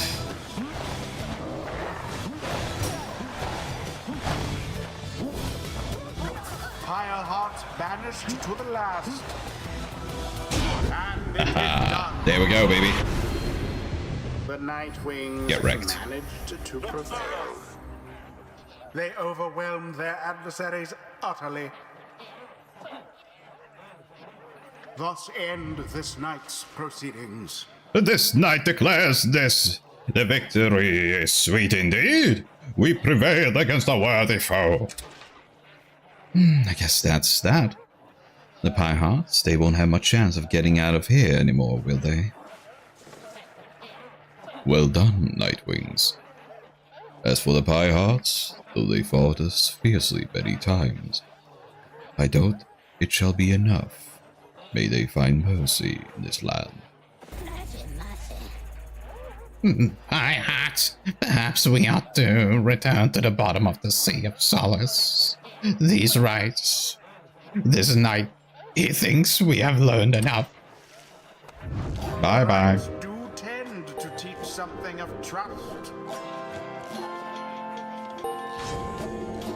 Within the exiled Kamathar awakens now. I used to the soar spirit of above the saints. mountains with high-wing remnants, and we could see the Commonwealth shining down on the horizon.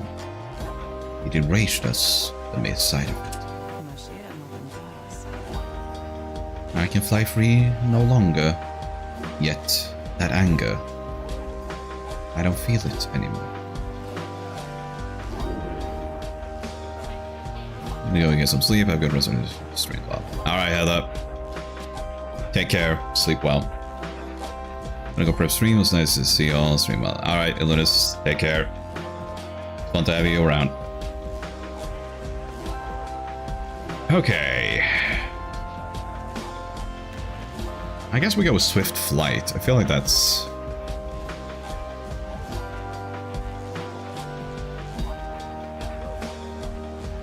yeah. Praise be to Saint Triesta. I knew someday that even Wolfred there would see the Long did I light. bide my time in anticipation that one day the Nightwings would reform under a common cause. Oh yeah, if you're still here, actually, I'm gonna post the invite to the Discord right now.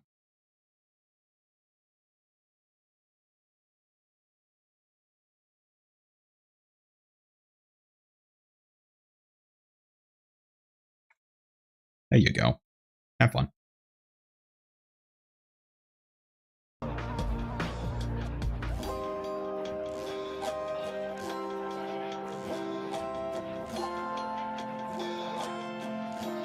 be a part of it myself. It nourishes the spirit.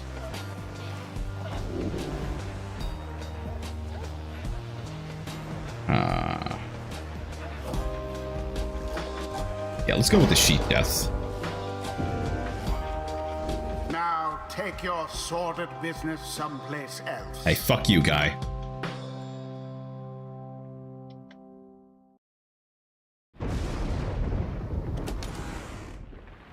And he's always giving a shit. Inside the wagon, after besting the Pyre hearts, Kamitha is discussing aspects of the outcome with the others and when the lone minstrel seeks you out. Pardon the interruption, reader, though I need to ask a moment of your time. While the night is clear enough for you to see, please come have a look outside. Perhaps the news of your next destination may further stir the hearts of your companions. Among what stars yet remain shining in the night, one of them burns as bright as ever you have seen. It is back to Solium.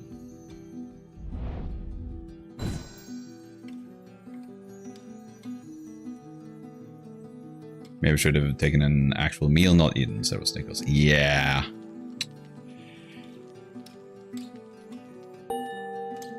Yeah, a bunch of Snickers isn't really gonna tide you over. You need some protein. I think there might be some protein in peanuts, but it's not enough.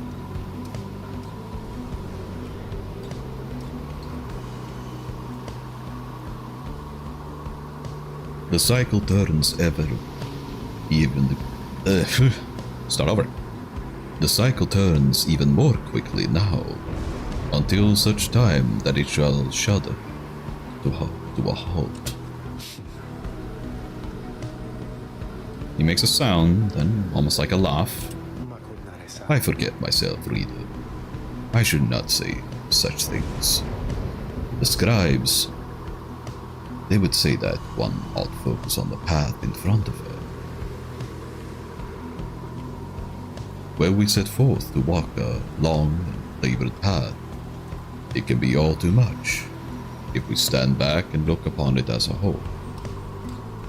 We may well decide to turn around, but if we begin to walk, whilst casting down our gaze, and whilst resisting well the urge to look too far ahead,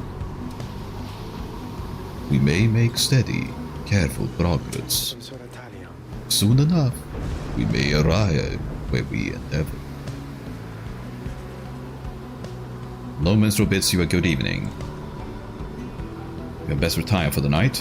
When daylight comes, shall be time again to take to the skies. Wow, perfect timing. And just as that ended, it turned to 16 o'clock. And I think we're gonna have to call it there. Now, I honestly have no clue how much of this game is left. Because, for one, we don't even know how many liberation rights are remaining. Which, yeah, it makes it hard to gauge sort of how much more there is.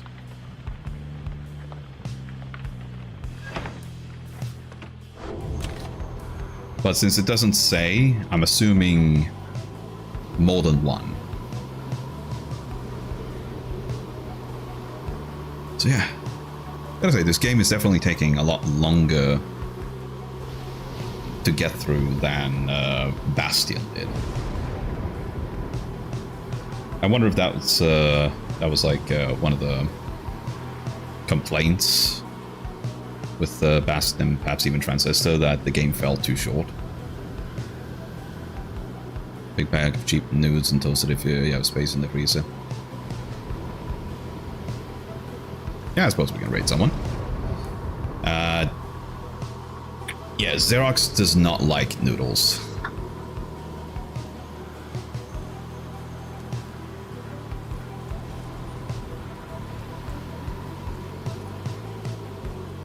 That I do know. So, okay, let's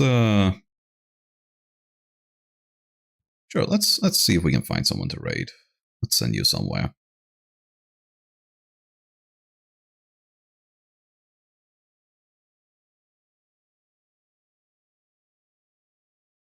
Okay, Apple's playing Dead by Daylight, so we're gonna send you to him.